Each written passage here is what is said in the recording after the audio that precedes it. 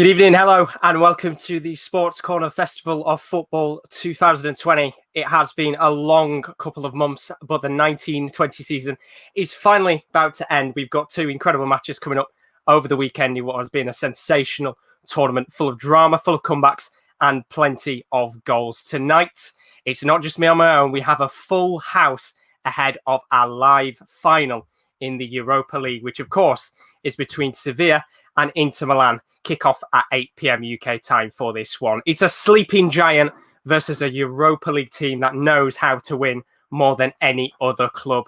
And as I said, it is a full house tonight. So let's get our presenters, our hosts, all of the Sports Corner team together for what is going to be a sensational game. And we'll start off with our first guest. We'll bring them both on together, actually. They both run the NFL Corner podcast. And of course, Kieran Ellie's been watching one of these certain teams throughout this tournament. I'm pretty sure he's going to be repping them tonight. We have Kieran Lawler and we have Will. How are we both doing, boys? I'm not doing too bad. Good. As I said before, KL, you have been closely watching on with Inter Milan over these last couple of weeks with this tournament. Surely it's their night tonight? You'd think so. But when you've got a team that every time they make it past the quarters, they never lose the tournament, it's going to be quite difficult, but I wanted them to go all the way in the league and win Serie A for the first time in a long time, but they fall short. So this, I think, is their time to go and win, the second biggest trophy in Europe behind the Champions League. So Viva la Inter Milan tonight from me. Well, I can see someone I'm going to bring on in a moment. It's not happy with that, but of course, Will, it's your first time on our watch along since we've done the Europa League and the Champions League games in the last couple of weeks. I was going to kind of ask you, what's your thoughts on how the tournament's been? Do you prefer these one-legged games, or would you rather it go back to the two-leg matches? You know what? I actually prefer these one-legged games. I think they're just so much more exciting. I mean, over the course of two legs, one team might dominate one fixture, the other team might dominate the other one. Where an all-out game, there's only one fixture. It could go to extra time, could go to penalties. And there's a lot of pressure riding on the teams, but I think they're just more enjoyable. It's just a single leg fixtures, but I'm not sure if UEFA are going to carry it into next season if they can fit the two-legged fixtures in the schedule. But my personal opinion, I do prefer the one-legged fixtures. Well, we had a big debate, of course, not too long ago about the whole one-leg, two-leg games. I think it was when me and you, Kieran, were watching the matches. We kind of talked about that. But, of course, tonight's final, it's always a one-leg game, and we're going to find out kick-off in 25 minutes. We've got extra build-up time tonight to talk about these teams. We've, of course, talked about the team you represented tonight, Kieran. I'm pretty sure there's somebody else who's representing the opposition side. He's been watching all of the Sevilla games. I'm pretty sure there's going to be a battle on the bottom because it's Rowan who's just joined us on the left-hand side. Sevilla, Rowan, of course, you've watched every single game so far. Is it their night? I don't know, because I've also looked at the inner performances, but Sevilla have churned out the wins. And Vamos Sevilla, I think. It says, like Kieran said about the start, they haven't lost since they got to a quarter-final. And even though Inter have been good, I've got to root for Sevilla. I've watched them all the way through, and Big De Jong's starting, so he's definitely going to make an impact. Absolutely. You've got to represent him. You've represented them through the entire tournament. You couldn't change your mind at the last second. And of course, we are missing one extra person. He probably doesn't want to be here. He probably doesn't want to watch this game. And he probably doesn't give two shits who wins, but he's here anyway. It's Manchester United fan, Kieran D. How are we doing? I think you hit the nail on the bloody head there, Dad. I don't want to be here because of you guys. I love you guys and I love doing the watch-alongs, but I can't. I'm just literally watching the highlights of it now. I cannot be bothered. I'm still getting infuriated now. But let's just hope for a good game because I think most of the Europa League games, especially in the early rounds, were really, really shit and they were boring. But as it's got further and further into the tournament in these one-legged fixtures, we have seen a lot more goals flying. Absolutely. He's got better and better as the tournament has gone on. Of course, these two sides have faced off right since the beginning of the tournament. Of course, Inter Milan weren't even here at the start of the tournament. We've got 25 minutes to go through the lineups, go through how these teams have made it through into the final, score predictions. And who knows, we'll probably ask Rome what his favourite pie is, seeing as we talked about cheese in the half-time one last week. And it was quite an interesting conversation. So you never know what's going to happen. But of course, we'll start off with the lineups for tonight's teams. for this final, which kicks off, of course, at 8 p.m. UK time. We're starting with the home side tonight. We've got a pretty much an unchanged lineup, bar one. Of course, Bernau, who's been in goal for the majority of the tournament, starts in goal. Vashlik's been out injured, but on the bench just in case he's been needed. A back four of Jesus Navas, Diego Carlos, Jules Koundé with his gorgeous afro, and Sergio Reguilon. It could be his last game tonight, of course, linked with the move away to the Premier League and other clubs across Europe. Midfield three of Jean Jordan, Fernando, and another player who's leaving tonight, Banega, his final game for Sevilla ahead of a move to Al Shabab. And then a front three of Suso, De Jong and Campos. The one change tonight, De Jong comes in for En-Nesyri. Rowan, do you think it's the right call? Nesyri didn't look good in that semi-final. He wasn't playing as he was playing. The thing is, his goal against, was it Wolves, where it was just squared across and we were a simple finish, but he's always there making the runs, but he just doesn't have that final thing. And I think just switch up, bring in De Jong, see if De Jong can have a better start than him, and bring on Nezra, however you say his name. I still haven't learned. And bring him on, honestly, if he can sort of make that impact. Absolutely. I mean, he scored the important goal in the previous game, not to bring it up too much because BT Sports seem to be talking about it every 5 seconds about the previous game. But he starts tonight, of course, Luke de Jong. We'll talk about the benches a little bit later on, of course. And then we have the opposition side, which is looking like this tonight. And pretty much it's an unchanged team from that previous sensational 5-0 win against Shakhtar Donetsk. Handanovic starts in goal, a back three of Bastoni, De Vrij and Diego Godin. Midfield 5 of Ashley Young, Gagliardini, Brozovic, Barella and D'Ambrosio. Of course, Young and D'Ambrosio are the two kind of winger/fullbacks tonight. And of course, the front two of Martinez and Lukaku. Now, Kieran, we talked in that previous game, which we watched when Shakhtar would pretty much demolish 5-0, could have been more, that Inter Milan had kind of lacked that cutting edge in previous matches. Have they finally found it at the right time? They must have heard us because they thought we might as well prove them wrong and make them all look like they know nothing about football. Because they went out and they destroyed Shakhtar Donetsk. And I look at this team, and if it's going to be so difficult for Sevilla to keep Martinez and Lukaku quiet, because Sevilla have the wing backs that like to push high. And if they're left 2-on-2, I do not fancy the centre half chances against Martinez and Lukaku. They didn't need to change anything. Their performance against Shakhtar was 5 stars, and that's as many goals as they got as well. So perfect lineup, and I'm hoping for a perfect performance. It was a fantastic game against Shakhtar. We said before, of course, when Shakhtar conceded, they pretty much switched off for the rest of the game. And of course, looking at the comments as well, a couple of people already putting their predictions in tonight. If you want to put your predictions in before kickoff, then do so. And of course, we'll read out every comment tonight. Nicholas Edwards, welcome to the stream. Thank you for joining us. But he says he thinks it's going to be 4-1 Inter tonight. Now, Inter Milan, pretty much for many people, are the favourites for tonight's game, of course. Sevilla themselves have won this competition 5 times. And to give you an idea of how these teams have gone through the tournament, we'll have a look at that in a moment. But of course, as well, you can see the bench, the substitutions for tonight for both sides. As we can see for Sevilla on the left-hand side, as I said before, Tomáš Vaclík, who's been out injured, is on the bench just in case he's needed. They've also got Sergio Gomez, the defender, Munier, Gudelj is in there as well. And of course, En-Nesyri, who did play in the last couple of matches, he's on the bench tonight. He could come on at some point. And on the right-hand side, Inter Milan, very stacked bench full of pretty good premium players, you could say. Alexis Sanchez, formerly of Manchester United. You've got Eriksson, who joined in January. You've got Milan Skriniar, who's struggled in recent months in Italy, but he's on the bench. Candreva, Borja Valero, to name a couple of other decent players on the bench. It's pretty stacked, considering when you look at Sevilla's bench, it's not necessarily as stacked with big name players, more youngsters than anything tonight. I want to ask you, before I go and kind of talk through how these teams have gone through, penalties. Now, we've asked for this for weeks now in this competition. Are we going to see it tonight? Are these teams going to go, neck and neck for the entire 90 minutes, even, kind of keep close to each other in extra time? Are we going to get penalties? Do any of you believe we're going to make it there tonight? No. That was a resounding no. Unfortunately, no. Can't see it. No. Will? No, nobody? I'll rep it. No, I'm hoping. I'm hoping. Fingers crossed. We might. I mean, of course, as we said before, it's going to be a great game of football.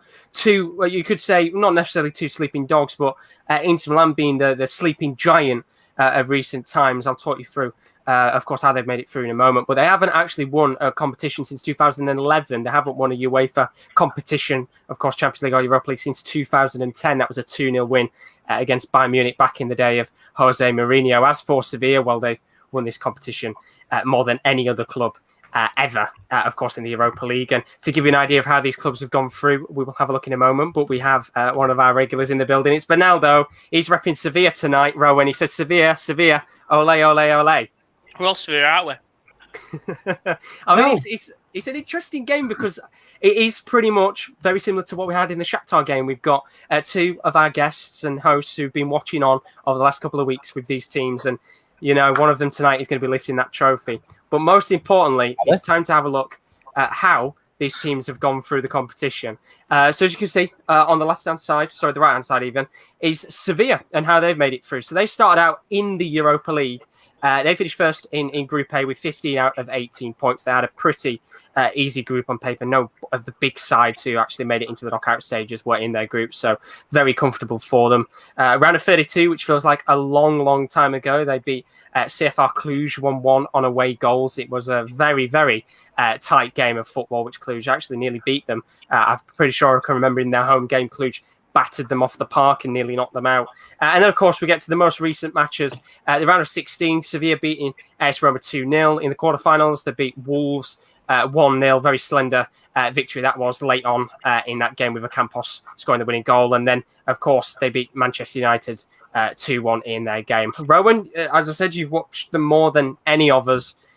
Have they been confident in attack? Because you kind of look at those stats. In terms of the knockout stages, they've not really scored as many goals as they probably have wanted to. No, I think the problem with Sevilla is you look at the results and they're not a high-scoring thing, but it's the possession which is the biggest stat. You saw against Wolves, it was 73% to Wolves 27 or whatever. It was a mental stat. And the whole possession, well, I think if you're into now, look out for Region and Ocampos. Their link-up play on that left-hand side has proved to be amazing for them in sort of creating attacking chances, forcing the keeper to make saves. But yeah, they're tough. Obviously, I've been watching them and I've had no goals, so I feel like the games have never been entertaining, but they have. They play some lovely football, and I really just hope. Very good tactics, isn't it? Very good tactics that they played, of course, in that last game, which you watched. It was a tight game against Man U, and I wouldn't say they necessarily played them off the park. It was just a really good, organised performance. And, of course, when they scored the winning goal, they played very defensive for the rest of the game. It was just fantastic from Lopetegui to keep out what was a very strong Manchester United side, which, we'd seen had lots of opportunities in that match. But, of course, they're in the final and they're going to be very, very shortly potentially lifting the trophy in a couple of hours. As for Inter Milan, this is how they've gone through in the Europa League. They didn't actually, of course, start in the Europa League. They started out in that Champions League group, in Group C, which was the group of death that had Barcelona, Borussia Dortmund, and, of course, Rowan's favourite side, Slavia Prague, in there as well. They finished with 7 points in that group, which, of course, meant they finished third and came into the Europa League. They had their round of 32 fixture, which was a long, long time ago. It was a 4-2 win over the two legs against Ludogorets, which I'm pretty sure... Kieran, did you watch that game? Because I'm pretty sure I remember it being a really tight two legs. I think I watched the first one and then I missed the second one because I think it was around the same time that Rangers were playing against Braga. So I only caught one or the other, I think, or maybe that was around 16. But yeah, I didn't manage to watch both ties, but it was one of them where I expected Inter Milan to blow Ludogorets away and they didn't. So that's not when worries started creeping in, but I was, they were finally tested whether they could go all the way, and they have them.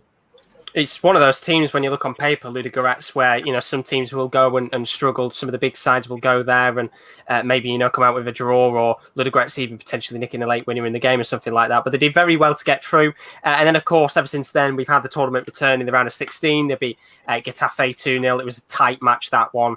Inter Milan were actually on the back foot for quite a large kind of period of the game. Getafe only just kind of missing out by 2 slender goals. Quarterfinals, Inter Milan 2, Bayer Leverkusen 1. It was a great game of football at the start, plenty of goals going in. It was a great attacking match from both sides, of course. The two teams that I think many people expected to be maybe at this stage of the competition, but Inter Milan came up trumps with that performance. Then, of course, the most recent game we watched, the semi-finals, 5-0 against Shakhtar Donetsk. They finally found their cutting edge, and it was a fantastic performance overall for them. Now, I kind of want to ask Will, because, it's an interesting game tonight, Will, on paper. In fact, you will remember a couple of years ago when Liverpool did play Sevilla in the Europa League finals, which, of course, unfortunately, you lost. But they've got a couple of decent players in there. Benega, one of the stalwarts of the club in recent years. There's a lot of people predicting Inter Milan to kind of walk all over them tonight. Do you think that's going to happen, or do you think Sevilla are going to be a lot more organised than people think? No, I think it's going to be a tight game, to be honest with you. I think, like you said, Sevilla really well organised, well coached, and they just know how to win in this competition. And yeah, you can look at the Inter Milan front line and, how clinical Lukaku and Martinez are up front, but I think it's going to be a pretty tight game where, based on how clinical the teams are, I think it will go down to the wire. I think I'm looking at more like a 2-1 Inter Milan. I think Inter Milan will win the game just because of their pure quality, but I won't expect it to be a runaway, win for Inter Milan, because I think Sevilla are well organised and they make it tough for teams. So I can see a tight game tonight. I wouldn't expect it to be, just a one-sided game where Inter Milan storm straight over Sevilla.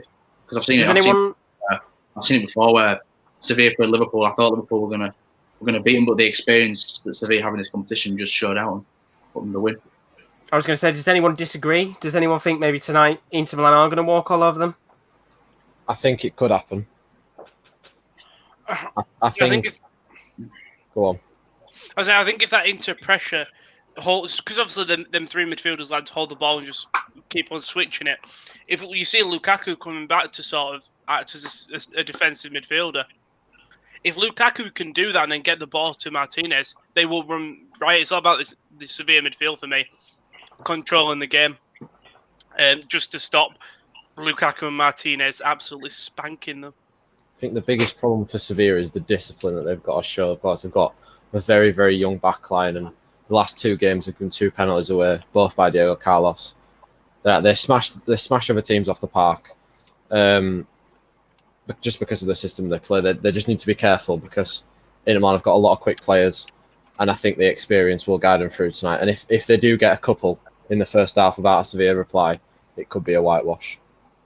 You never know, and that's what makes this game so exciting, because quite easily it could go the other way as well. Sevilla's tactics, they have won this tournament more than any other side. And talking about that, it's time for a quick stat attack to look at some of the stats before this game kicks off in 10 minutes' time. So, of course, this is the first European meeting between these two sides in the final. It's actually the 6th time in 11 seasons that 2 teams have faced off for the first time in history in a final in the Europa League. So it does bring up some interesting matches, which we will actually look at some of the previous finals in a moment to give you a rough idea of what potentially could happen tonight, although the rule book can always go out the window. Inter Milan, of course, they've reached their first major European final since 2010.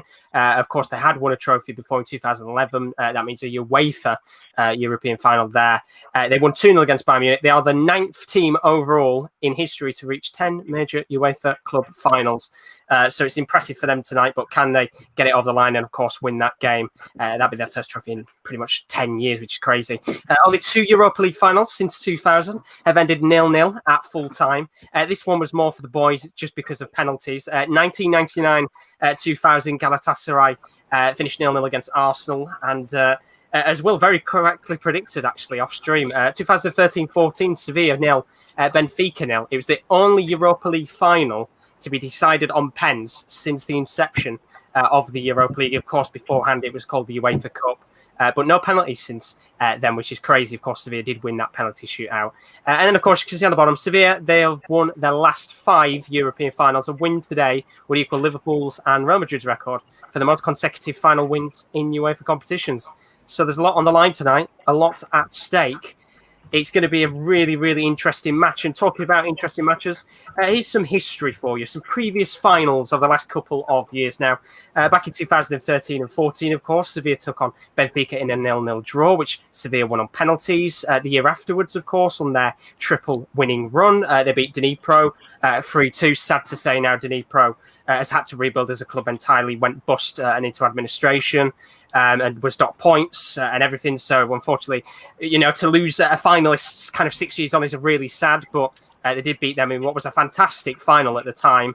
2015 and 16, that's when they got their third one in a row, 3-1 against Liverpool. Great game of football that was. 16-17, United 2, Ajax 0. 2017 and 18, I don't think anyone remembers this final, to be honest.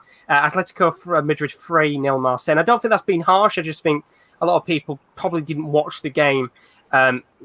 Mainly because not necessarily it's not two big clubs, but I think people have an English favouritism, especially in the UK. And of course, what fit the bill perfectly for English favouritism is an English final in 2018-19. Of course, Chelsea 4, Arsenal 1. When you look at that, quite a lot. Usually, you get a few goals in these games. Of course, the next final coming up, Sevilla into Milan tonight. Do you think we'll see goals? Do you think we'll see both teams coming out attacking tonight? Because remember, both of these sides, they're all already in the Champions League next season. So there is no kind of intent and focus on winning it specifically for Champions League football. Both sides are quite well drilled out there defensively. Hopefully we see some goals, but it genuinely could be 0-0. Hopefully not. One thing me and KD noticed against United was they're not wing backs, they're full backs, but Navas and Reguilon push up so high that the wingers could expose that, and just, with the five at the back, Young and D'Ambrosio could just use that so much open space. And I mean, it's the same thing with Sevilla, actually. Sorry to quickly jump in, Kieran. Sergio Reguilon makes a lot of bombing runs for Sevilla, so we could see those, two fullbacks for each side, leaving plenty of space. We speak about the bombing wingbacks from Sevilla, but if you look at their run to the final, they've been so meticulous with how they've broken down teams, and they've never gone out and even with the bombing wingbacks and wingers, they've never scored more than 2 in a single game. So I'd love to see goals. We speak about how these two teams going forward are fantastic, but they're so good structurally defensively. I do wonder if we may see two teams that just counter each other perfectly. And the class of the two managers as well, these two match up so well. I'm excited to see Conte versus Lopetegui, and how I think the stronger bench of Inter Milan might really pay favour. And Josh, you didn't mention former Hull City legend Andrea Ranocchia making it to a Europa League final. So there you go. I'm sorry about that one. You never know. He might come on tonight. Maybe we go to penalties and he scores the winning one. You just don't know. That's the special thing about football. I mean, Bernardo's he thinks tonight there's going to be a 2-1 late winner for Sevilla. It's a really interesting game. Of course, we're all looking forward to it. And talking about things to look forward to as well, while we've got a little bit of extra time to kind of talk through things, of course, tomorrow night we have the Champions League final between Paris Saint-Germain and FC Bayern. What a game on paper. I mean, we talked before about these semi-finals being not necessarily the most intriguing in terms of, you want the two biggest clubs against each other. We could have had, Juventus playing off against Man City and other games like that. But these are two sides that, on paper, can you really call who's going to win this game? I think all of us have been... There's been contrast opinion. I know KD really thinks PSG will, and I think Bayern will. I haven't really heard Will and Kale's, but for me, it's Bayern. I'd go with Bayern as well. It's always Bayern. I'd go with Bayern. I mean, based off the semi-final, what PSG displayed, I mean, it could have been 6 or 7 with the amount of chances they had. Neymar could have had 4 goals, missed a lot of chances. I just don't think that PSG are going to get that much joy. I think Bayern Munich are going to play much better defensively, and it's just, can PSG slow down that attack of Bayern? They like to keep the ball, but any minute they can break with that pace that they've got up front and just finish teams off. So I think it's going to be a good game, but I think Bayern, they'll just have too much for PSG, I think. Bayern whitewash, Kieran? Wait, Kieran. I was going to ask you, Kale, because it looked like you were going to say maybe Bayern as well, very quickly. Oh yeah. For me, they're the best team in Europe, and they have been for this whole season. I think it'd be quite harsh for them not to win it now. I think one thing that we can't discount PSG is that high line that Bayern Munich play. If it's Mbappe or Neymar or Di Maria going in behind that line and not Toko Ekambi, they score 3 or 4. And I genuinely mean that. So they're going to have to watch out if they're going to play that high line. Yes, Alphonso Davies has got pace, but you can't allow Neymar and Mbappe in behind. So, but for me, Bayern Munich have just looked like an unstoppable force. So I think it'd be harsh not to say that they're going to win the whole thing. I know you're in the other camp, Kieran. You've said quite over the last couple of weeks actually about you think it's going to be PSG's year. Well, what do you think it's because of the run that they've had? Do you think maybe that win against Atalanta is finally the thing that's broke the camel's back in terms of previous results in the yesteryear? I don't know. There's just something about them this year that win against Atalanta, of course, was phenomenal. The 2 goals in the last 2 minutes. Of course, Bayern Munich's 8-2 demolition of Barcelona will never be forgotten. But I feel like the Bayern Munich defence, as Kieran said, they can be got at. Leon exposed them the other night, and if you give those chances to Neymar and Mbappe that Toko Ekambi and Depay missed, you're probably looking at Bayern Munich 2-0 down before half-time. It's going to be a really, really good game of football. That is tomorrow night. We'll be live once again, 7:30 for that game. We should all hopefully be here for that one. But the players... It's on Sunday, isn't it? Is it Sunday? My bad. Yeah, I'm losing track of time. We have a day's break tomorrow, which is a real shame. It's a shame, isn't it? I kind of would have liked it to have been back to back because, of course, they're not in the same stadium anyway. But we have that extra day's break, of course. But the players are right now for this fixture. The final, the trophy is there, of course. Both teams having to come out separately under these COVID conditions, which is a real shame. And no pyro, which is fucking disappointing in my opinion. Just makes it so much more special, doesn't it? Having fireworks, having some flares going off, having some, when you play on FIFA, when you go to an FA Cup final, they've got all the fire coming out. They need that right now, but they've just got the anthem coming. And while they do kind of listen to the Europa League anthem, to give you a brief outlook of what's to come over the next coming weeks and months in terms of watchalongs, of course, this is the final weekend on the calendar, of course, for the 19 to 20 season. And there's still a lot more stuff to come in the next coming months in football that you might have not known about. So, of course, next week it's the start of the new season already. On the 29th of August, Arsenal face off against Liverpool. We'll be there with the Community Shield 4:15. Then the week afterwards, international football for the first time on our channel. UEFA Nations League is back. Whether that's a good thing or a bad thing, I don't necessarily know, but there's some great games in there. Germany, Spain, Netherlands, Italy. Not necessarily Iceland, England, but we're English. Of course, it's kind of our duty to watch the game, unfortunately. Whether it means we're going to be jabbing our eyes out after 90 minutes, we don't know, but that's between the 3rd and the 8th of September. 24th of September, UEFA Super Cup. Who knows who's going to be facing off in that? Of course, it's the winners of the Europa League against the winners of the Champions League. And then the one I'm actually looking forward to the most, which I don't think people know about, 8th of October, the UEFA Euro 2020 playoffs. Semi-finals are going to be on. Some big games in there as teams do look to get into Euro 2020. So still lots of stuff to come over the next couple of months that you might not be aware of. But we are about to get underway with this fixture. Of course, we're having the coin toss right now. If you want to join us and sync up with this game, we are going to sync up around the 22nd mark. So we're all watching at the same time here. So we'll pause up, we'll get synced up, and then, of course, we'll all get ready for this game. And before we do that, score predictions. Will, what are you going for? I'm going 2-1 into Milan. I think it'll be a tactical. I think it'll be a game where managers are playing tactical mind games. Sevilla might try and slow the game down a bit. But I think with that quality Inter Milan up front, it's only a matter of time before they would get the goals. So I'm going to go 2-1 into Milan. But I think it'll be a tight game. Kieran out? I'm not going to go for the same. I was going to go with 2-1 into Milan, but I'll change it because no one likes it when we do the same thing. So I'll go with 3-2 into Milan. Let's have a proper barn burner. 3-2. That's what we want. We want goals. Kieran D, are you thinking goals? Or are you thinking it's going to be a tight one? 0-0. 0-0? Right. Extra time goal or penalties? 0-0.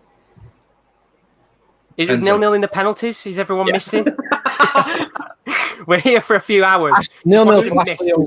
Comes in 18, 17 point shootout like a certain game. All right, absolutely. No. I'm going to go 0-0. Ashley Young, Scott winner. Ashley Young score the winner. It'd be the fifth English player to win the Europa League, of course. And Rowan, score prediction. 2-1 Sevilla. 2-1 Sevilla. I like Kieran L's prediction because it has goals. I mean, Kieran D's would be nice if he went to penalties, but we are kicking off in this game. We're going to pause at the 20-second mark. So if you are watching along as well, get your stream ready for the 20-second mark, and then we'll all play along from there and get ready for this match. So the timer is up. 17, 18, 19. Pause it there and just make sure everybody's synced up together. Yep. Everyone on 20? Everyone on 20? Mm-hmm. But, Perfect, yeah, right. no. No? What's that, KL? We got 30. We got 30. Is that too? Because when I paused it, I then started it when we should have done, and I'm now at 35. It's gone 15 seconds ahead, even though it should have. Pause it at 50. Right, okay. It just Right, I goes back. paused at 50. There we go. Goes back to Let me get to 50, and I'll pause it. On Xbox, it skips back on Yeah, consoles. the problem it is skips to live. when you pause it and press play again, it goes back to live. On What consoles, second? it does. What second is everybody on? 51. I've just reached 1 minute.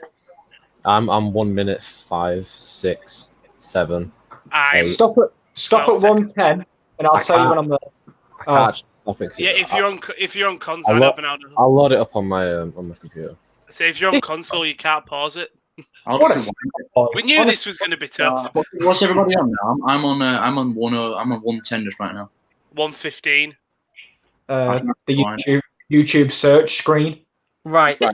Rowan, pause it until. Hold up, I don't have a timer yet. Oh, God, Trying it's to going highlight. great. Trying to Right. highlight the D'Ambrosio fouling Reggie on. Might as well do some actual commentary while I'm on one. still not a timer. Right, let's Right, say... 135. I'm 140. I'm already past that. Right, go to 2 minutes. 2 minutes. 2 minutes. Go to 2 minutes. Right, And then yeah, everybody's 2 got time. Pause at 2 minutes, boys. All right. Right, I'm paused Right, at 2 minutes. pause at 2. Right. Yeah. Paused at 2. Everybody? Yep. Skip forward. I'm Don't at it? 2. I'm at 2. Right, okay. Yeah, but like you said, console skip forward, so... So we should just let Will keep going and then just try to sync up to him. I'm on 2 minutes. I'll take- Right, roll a pause on 2 minutes. 3, Yeah. Yep. 2, 1, play. There we go. Right, we should all be in sync now, which is fantastic. What's everybody There on we now? go. 2-7, 2-8, 2-9, Yep. 2-10. Perfect. Right, we're all synced up now. That's sorted out. We got there in the end. It's a bit of a nightmare that the consoles are rubbish. Chance. Good chance there. And now into Milan, coming on the first counter-attack of the game. It's Lukaku who is trying to get round the Sevilla defenders. He has got round. He's taken down, and the referee has given a Again. penalty. Diego Carlos, third penalty in 3 games that he's given away. Fuck's sake. And just like that, 2 minutes in, Kieran D, your prediction might have gone out the window already. I told you, these Sevilla defenders, they lack discipline, especially Diego Carlos. That's his third penalty in as many games that he's given away. Early on as well. And well, there was no hesitation there from the referee. He pointed straight to the spot, and you perfectly brought it up about Diego Carlos. He's been very poor when it's come to giving away penalties, and has he cost his side already in this game? Has someone got commentary on? I'll take it down. I'll take it down. He's Just all- realised it'd We feedback through don't the want to stream. wear Robbie Savage, do we? He stood on his No. back of his bloody foot. That's there. It says He saw that out. There we go. So we have a penalty here. I would assume Lukaku will take it if he scores this. Yeah. He will have scored in 11 consecutive games. Of course, he's already made the history books with the most consecutive goals as Conte screams down the touchline. Why are they celebrating? They've not scored yet. Now, it'd be very awkward here if they miss and Conte celebrated like that, but Diego Carlos still on the floor right now. Where do we think he's going here? Top left, top right, middle? Bottom right. Middle right.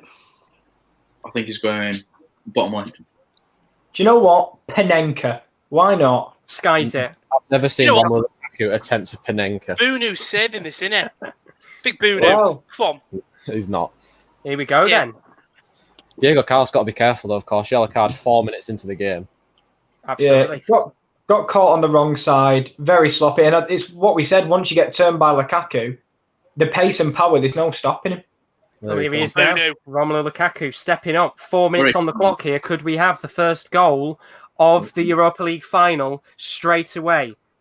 Calm He's and already composed. sweating heaps. Romelu Lukaku hits it, and it's in the back of the net. It's into Milan 1, Sevilla 0. And the Belgian striker, who has been on an incredible run in the Europa League, continues that with a potential winning goal. I mean, it's early on in this game, so there's plenty of time. If you're a Sevilla fan, of course, you'd want to concede 4 minutes at the start rather than 4 minutes at the end. But it's not the most convincing penalty in the world. Bono was very close to saving that. Bastard. I disagree. I think that's a great penalty. A lot of power on it. I think that's a great. Yeah. I think Bunu guesses the right way, but pure power on it means it's it's one of them where unless the keeper dives early, he's not going to save it. Exactly. He had to dive a little bit early there, and he couldn't. And Lukaku runs away in celebration, and this time Inter Milan can actually celebrate this time. It is a goal, and Bernardo Sport manager is flailing limbs. I'm pretty sure he wasn't actually flailing limbs there in the celebration. He looked quite calm and composed, which you've got to be. 4 minutes on the clock here, Diego Carlos conceding the penalty there, giving Inter Milan the lead. And what a start for the Italians. I mean, it's happened every time with Diego Carlos. He's got caught against Adama Traore when Adama Traore flailed past him, brought him down. Literally similar thing to that there with Lukaku just on the other side of the box. Absolutely. 7 goals in 6 matches now. I mean, there's Diego Liverpool now. I mean, I don't want him anymore. Does he now hold the record, Josh, for most consecutive? He held the record in the previous game. It's his 10th goal. Yeah, got him the record. He's now just, to be honest, stat padding, if you could say so. He's bolstering up his record. And Lopetegui, you can see him right now. He looks pissed, to say it nicely. He's shaking his head. It looks a bit like probably John the Lennon worst and start. Paul McCartney mixed together. I hadn't realised that, but do you know where I've kind of thought about that, Rowan? It looks like from the neck, Paul McCartney, doesn't it? yeah. It's like, have you seen Yesterday? Yes. The film. It looks like the guy who plays John Lennon, Robert Carlyle, when he's dressed up as John Lennon. Oh, you've got to tell me what Conte looks like then. Little Bears put Forza Inter, and Bernardo's earlier meant when he was conceded. Yeah, he celebrated the penalty being given to Inter Milan more than he did the actual penalty getting put into the back of the net. You already knew it were going in. Well, it's Lukaku for you, calm and comfortable. Do you miss him at Manchester United, Kieran? Or are you kind of still glad he's left the club? I mean, if a player don't want to play for Man United, then just get him out. But he was overly criticised. But the people that are saying that, like, oh, we miss him, we don't miss him because we've scored more goals without him. To be fair, I know he's going to win. Milan did a fantastic job, and I'm happy for him. But I'm quite happy with the strikers that we've got at the moment. Yeah, I mean, it was the best move for him, wasn't it? In terms of the amount of goals he scored. And we got some money for him as well. But the other night, when you couldn't put anything past a Sevilla goalkeeper, do you think if you had Romelu Lukaku, maybe some of them would have been able to finish? No, because I think that Martial's a better finisher than Romelu Lukaku in all seriousness. I think Lukaku's just strong and he does guarantee goals. I think it is the exact type of game for Romelu Lukaku, a team like Sevilla. Someone who's hard to break down. He can use his strength against these young centre-backs. Maybe he could have been useful the other night, but we've just got to concentrate on the players that we've got at the moment, of course. Well, I was looking at Kieran's shocked face there. Do you disagree with the Martial statement? I disagree that he's a better finisher than Romelu Lukaku. I disagree with that. In some aspects, he's better than Lukaku in what he brings to the team, but I don't think finishing, I'd take Lukaku over Martial. But then again, if I'm looking at like dribbling, Martial's better, pace, Martial's better. They both have their pros, but I think finishing, I'd probably give the edge to Romelu. Good evening, Alexa. He's just joined us in the stream. He says the only clattering worse than the one by Carlos was the clattering in Maguire by a Greek police officer in Greece. God's sake. Bad situation, that one right now for Maguire. But Inter Milan, it's so bad in it. I don't know whether anyone's seen it before, but there's the video of the guy on a night out who pushes a policeman over and then runs past and goes, hey, he's pushing him over, and it just reminded me of Maguire. Oh dear. Oh, we're about to get 10 minutes into this one, by the way. Get that one up. What's there that we go. for? Oh, it's a handball. Handball. Yeah, handball giving away there. Sevilla not had a great deal of the ball in this kind of first 9 minutes. It's all been Inter, hasn't it? It really has been. I mean, as Kieran said before, you've got to watch out here because if Inter Milan do get a bit of a foothold in this game, it could become a little bit more than just one goal. I mean, there's not really been much of an attacking presence from the home side so far. Remember, of course, this is being played in Cologne in Germany. I've kind of liked it in Germany, to be honest. Yeah. Much better than having it in Gdansk. Yeah, well, and much better than having it in places like Baku and stuff, just out of nowhere. I think it is a little bit better. I like that. We obviously talked about the one leg thing, but I like that they've all been the thing. Because imagine, let's say, you could buy tickets to, like, let's say the semi-finals and the finals take place in one city, and you could buy like a package where you go and you can get semi-final tickets and final tickets, and then you spend a week away in that country. But lovely. Yeah, but what if your team doesn't get past the semis? You go into a final you don't really want to go to. Obviously, but it's the same. Sevilla. Same with people when buy World Cup tickets and Europa tickets. Lofts it in. Tickets.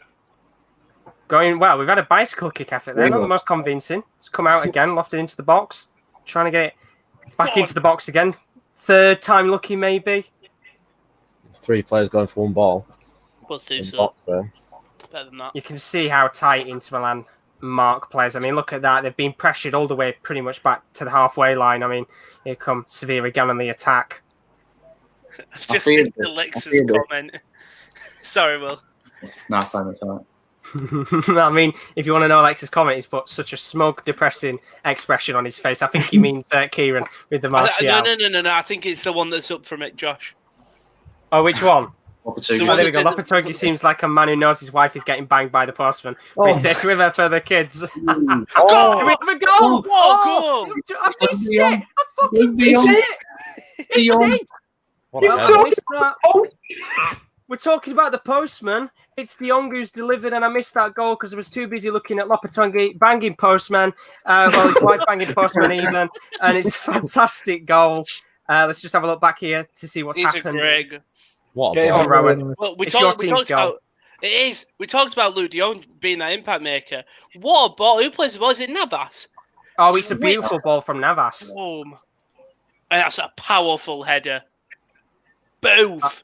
I mean, it comes off the hand of Handanovic there, no puns intended. But if there's any player you'd want in that position to smack it into the back of there, it's Luke De Jong. He scored against Man United. He scored in this final. And what about 11 minutes, 12 minutes into this game? It's 1-1. He's got his fat head on it, didn't he? That's a lovely dive. Just directs it right, just above Handanovic's hand, and Handanovic didn't stand a chance. Well, Lopetegui's mood might have changed. It's very weird because Godin's caught ball watching, and for a centre half that's been at his top of his game for so long, Luke De Jong just had the better movement, and I think that might be Lopetegui's thing. Is El Nassiri gives you work rate, he really does give you a lot of energy, but Luke De Jong, when he's in the box, he's got the movement of a pure finisher. He may not bring you everything else that comes with it, but he'll score you goals, and that's why. Fantastic header. I thought the early penalty were going to kill the game a bit, because I thought Inter would, just kind of sit back and, keep the shape and defend, but fair play to Sevilla, that equaliser. Come out of nowhere as well. I mean, we were saying a moment ago where they've not really had a great deal of attacking possession, you could say. It's been a lot of the ball in their defensive half, but it's come out of nowhere. It's a fantastic goal, and we've got a great game on our hands here, potentially. 2 goals in 13 minutes. Game on. I've got a question for Will. Will, are you drinking Lilt or Mountain Dew? Mountain Dew. Because you remember how I thought it was a Lilt bottle, and I remembered how good Lilt was. Lilt is fucking disgusting. I can't remember last time I had Lilt, to be honest with you. Lilt's amazing. Mountain Dew's alright. Lilt is dog shit. I think Mountain Dew is an elite. It's top 3, man. Mountain Dew is nice, but Lilt is fucking abysmal. One thing in America is, I don't know if we've ever had it over here. Do we have Mountain Dew Code Red over here? I've seen it, but I've never had the balls. Never had another chance here. Can we forward again? Josh D. Man, we talked about Mountain Dew. I'm very sorry. There is a game going on, Ron. Why are we calling it Mountain Dew? It's Mountain Dew. Here we go again. Yeah, Sevilla coming on the attack. There is no J in it, Ron. It's Dew. Off to Banega. I'm not saying it, J. Still going, Banega. Whatever. He's gone for the long-range effort, and it's a P roller. And Alexa, if you're still in the stream, Conte's face, I think it's kind of changed now. It's Conte who's looking like his wife's been banging the postman now. Not Lopetegui banging the postman. He's not banging the postman. I missed it because I went back because I've got the chat up on my phone right now and I could only see such a smug depression expression. So I thought he meant about Kieran. So then when I looked and saw about Lopetegui, I missed the goal.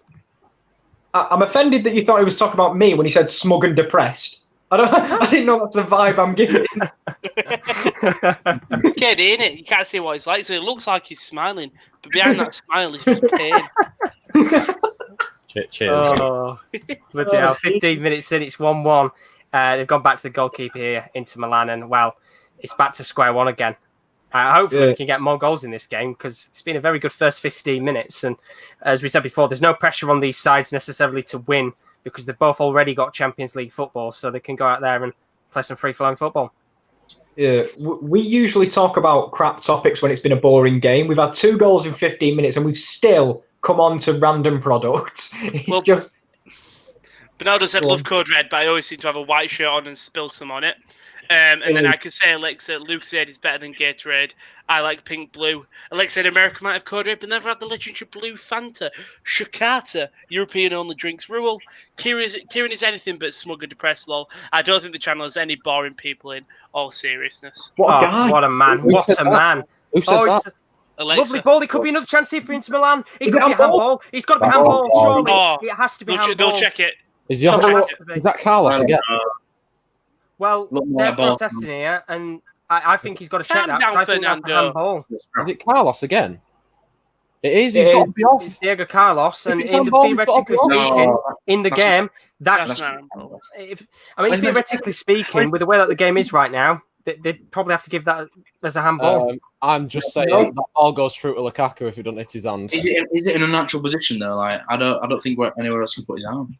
Do you think though his arm was closer to him before he struck the ball and he slightly moved out? Because by the looks of that, to me, it slightly moved out when the ball got past.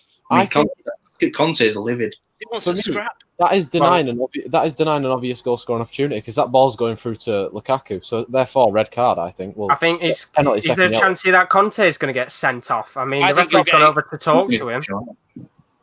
Yeah, in Milan, like Man United. Yellow card to Conte. He's still going. He's going to get sent off. Is that his brother or his dad? Of course, it's like I didn't win. Look at him. Side by side. Off the same place. Oh well. He's off him. He's getting off. He's going off him. First play for Inter Milan that's gone into the book isn't even a player. It's the manager. So Lopetegui is so smart. He was just chatting shit to Conte, but he was saying he wasn't getting in the face of the referee, so he could just say whatever he wants. No pen. It's not been given. How has that not been given? I think in the rules of the game these days, we saw three penalties. Was it 2 or 3 penalties between Juventus and Lyon where they were given for the most stupidest handball decisions ever? But it's got to be a good chance and it's missed it. How has he missed that? Who is that? Who is it? Ambrosini, I think. Ambrosini has just missed a beautiful chance to make it 2-1. I mean, it's the way he's gone for the shot there is awkward, but he's skied it. It's worse than Draxler's opportunity a few days ago. That is where Man United.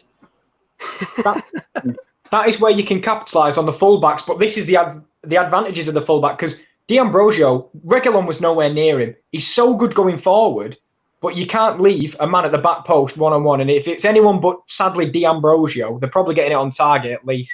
And that's a super tackle. That's a free kick there. And it's quite an obvious free kick. D'Ambrosio giving it away now.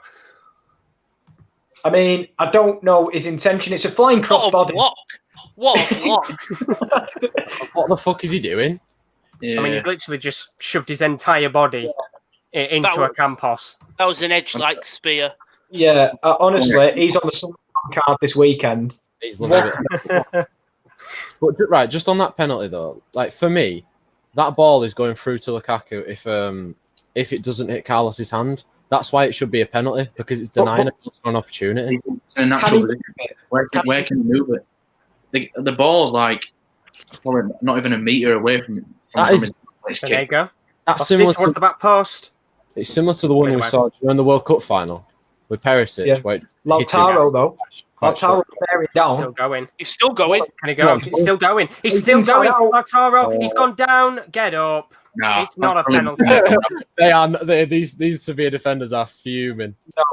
And I'll tell you what, Jesus Navas, for a man who's not really a defender, squared him up expertly there.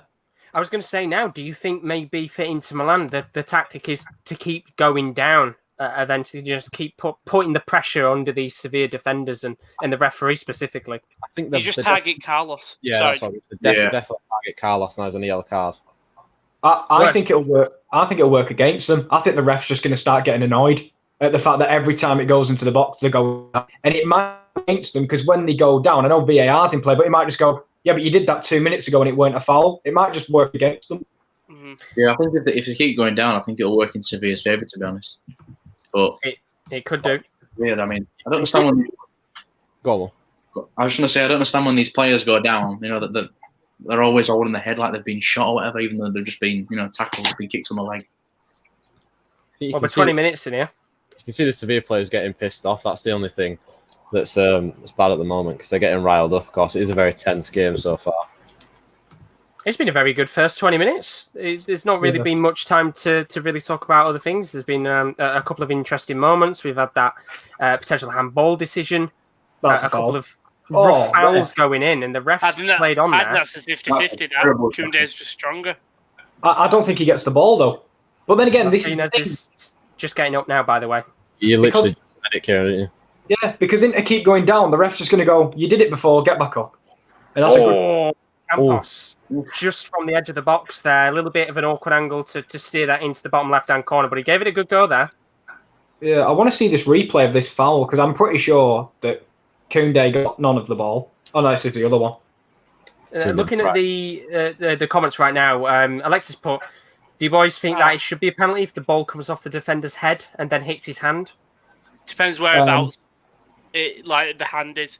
If the hand is literally like, if the head is going to go into literally the path of someone and they've stuck the hand out to stop it, yes. But I think anywhere else, you can't control where it's going. There just needs to be a lot more clear transparency. The handball rule needs to be changed, doesn't it? It just does. There needs to be some sort of way to tell. I think the way UEFA have it in their regulations is if the arm is in an unnatural position, they give the penalty. A bit similar to Sissoko in the Champions League final last year. His arm was out here, and Mane picked the ball with his arm. Although he aimed for his arm was in an unnatural position, so they give the penalty. Whereas with that one with Carlos, is it really in an unnatural position because it's right next to him? It's just by his side. I think that gets given in other games. Then it comes back to the Juventus Lyon game where the referee was just giving out, penalties and for handballs just for fun. Yeah, but the thing is, you can tell it's not streamlined because there's 5 of us here and we all have different opinions. So you can tell the rules screwed because it's not one set of rules. If it was one set of rules, we'd all go, it's a penalty because we all know the rules. So that's immediately the problem, and it's because these sort of things are subjective that we've come into all this controversy. I've seen my team win a lot of penalties this season. For me, that is a penalty. Yeah, more than I've seen my team win in 5 years. I can't. 15 years actually. I was so much stupid.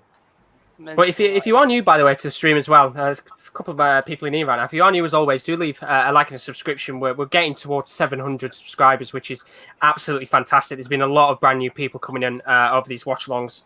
As we said before kickoff, we're going to be doing plenty more watch-alongs, not just in football as well, other sports too. We've got a whole host of podcasts and different content on the channel as well coming up over the next couple of weeks and months. So do keep your eyes out.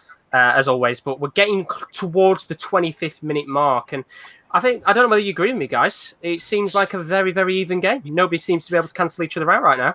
It's a feisty one. Good game. That also seemed a handball from Romelu Lukaku, or I thought it was, but Young can get it in, and it's over everyone.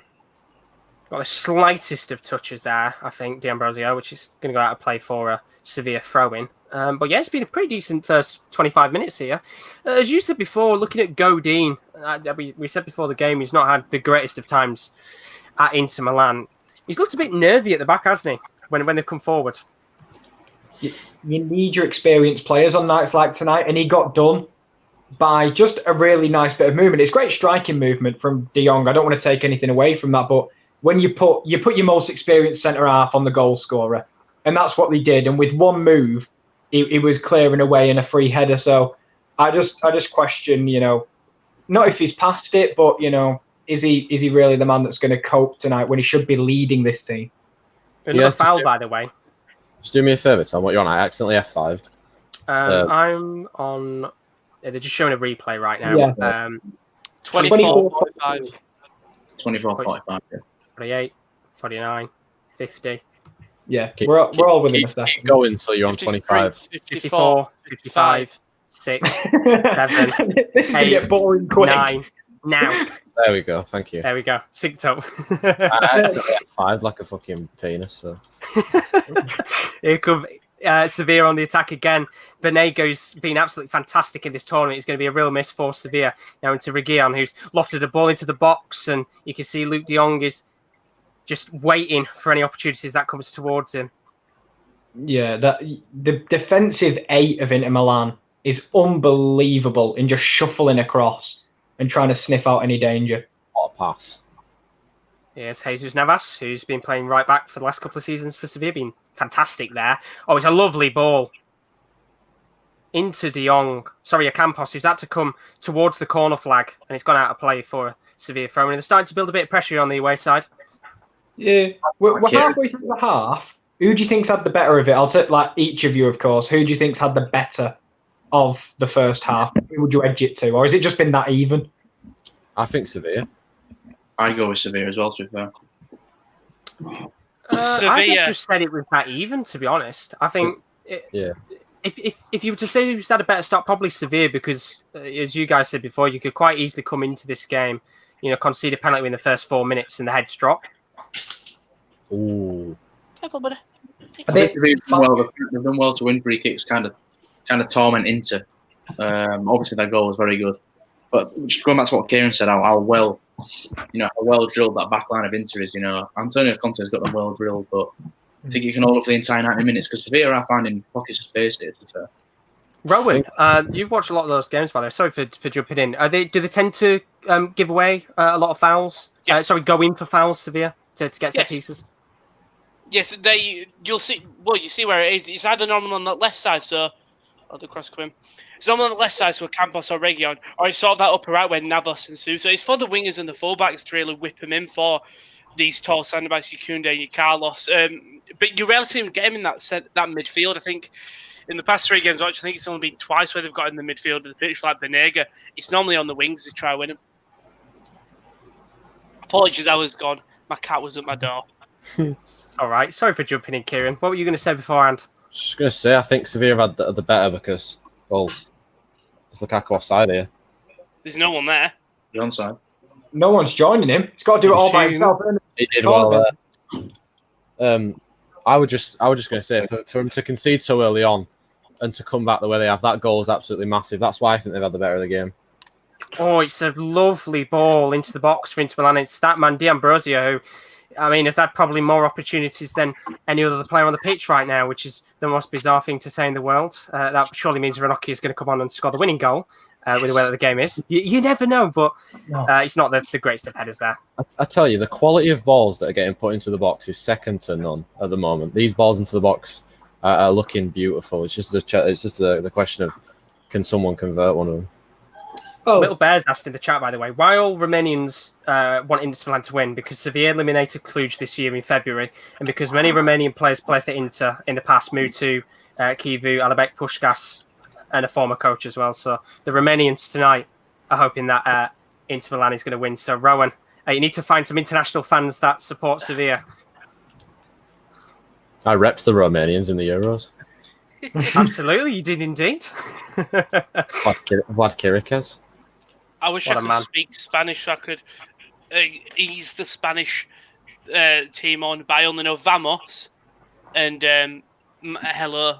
And my name is. I know that's chips. And goodbye, adios. There you go. You know a couple of words. You can keep shouting vamos for the whole 90 minutes. Mi amo Rowan. Mi amo Rowan. Oh. I was going to say, don't come to me for Italian if this is where this is going. I can't. Forza, which means I think go on. I know grazie because it says it on the shirt and it means thank you. So I know that. Every time they score, I might just say thank you for them. Grazie for scoring there. Grazie Ronaldo says ragazzi. he speaks a little Spanish. You can teach Rowan a bit of Spanish. There we go. Learn on the go. This is how I learn. No, I only know grazie ragazzi because it's what all the drivers for Ferrari say after a race. Grazie grande mille tutti, which I think is thank you very much a million times or something. So when is the language corner coming, Josh? Is that coming anytime soon? Well, it's coming after the cooking corner because got that to kind of start up with. Yeah, with we need to have some meetings about that, Josh. We've just hit the half-an-hour mark. It's still 1-1. Can we have a penalty shootout, please? Why not? We've got an hour left, which is a real shame. I'm still thinking about the pies since the start of the show. What? Yeah, you've got time. That's our half-time. That's our half-time talk. I'll teach you how. Yeah, it's not been too bad. I think I wouldn't say it's been a flat game at all. There's been a couple of good opportunities, and I agree with Kieran earlier. Actually, the balls that have gone into the box have been absolutely fantastic, and you can see why these two sides have made it all the way. Outstanding, and it's going to be very tough for these two sides to break each other down. Oh, go on. I was going to say, I think Spencer FC would take these teams to score. Hashtag United. The Wembley Cup squad to take this to score. The Weller Wanderers. Oh, here comes Sevilla. Maybe with an opportunity. Jesus Navas with a through ball. Could be a chance here for an opportunity. And it's going to go out. Wait a second. A goal kick. Rowan, he literally said, Jesus Navas coming, and you went, Suso! Because Suso was the one on the... Suso was the one on the ball, thank you. All right. I've made mistakes myself. I said when Shakhtar scored against Wolfsburg, I went, it's Moraes for the last goal, and it was actually Solomon. Hold up, that wasn't a mistake. I was correct. No, you were spot on, Rowan. Just couldn't get to that ball there. I've tried my best over this Champions League and Europa League streams to know as many players as I can. You've got to get prepared, Rowan, because you know the group stages are coming for the Europa League. We'll give you a nice, lovely group. We'll give you I don't know, Stay Bucharest. You can learn their players' names. I'll just take the Euro Cup 2 and I'm having to learn all Sigma. Because honest to God, I don't even want to cover it. Can we just have him cover every game in Euro Cup 2? Wait till the season after. Yeah. He gets in there. It's Linfield versus some Legia Warsaw. I can do Linfield. That's fine by me. But don't give me Sigma or whatever they're called. Well, to give you some good news, Rowan, I did my research today to have a look when Slavia Prague are actually playing their Champions League playoff game. It's on the it's in the end of September, but the draw is on the 1st of September. Mm-hmm. So we can all huddle round and we can watch Slavia Prague come up against Ferencváros. Who are playing Celtic, by the way. Ooh, yeah. In the Champions League, so that'd be a good time. Got set piece here for Sevilla. It's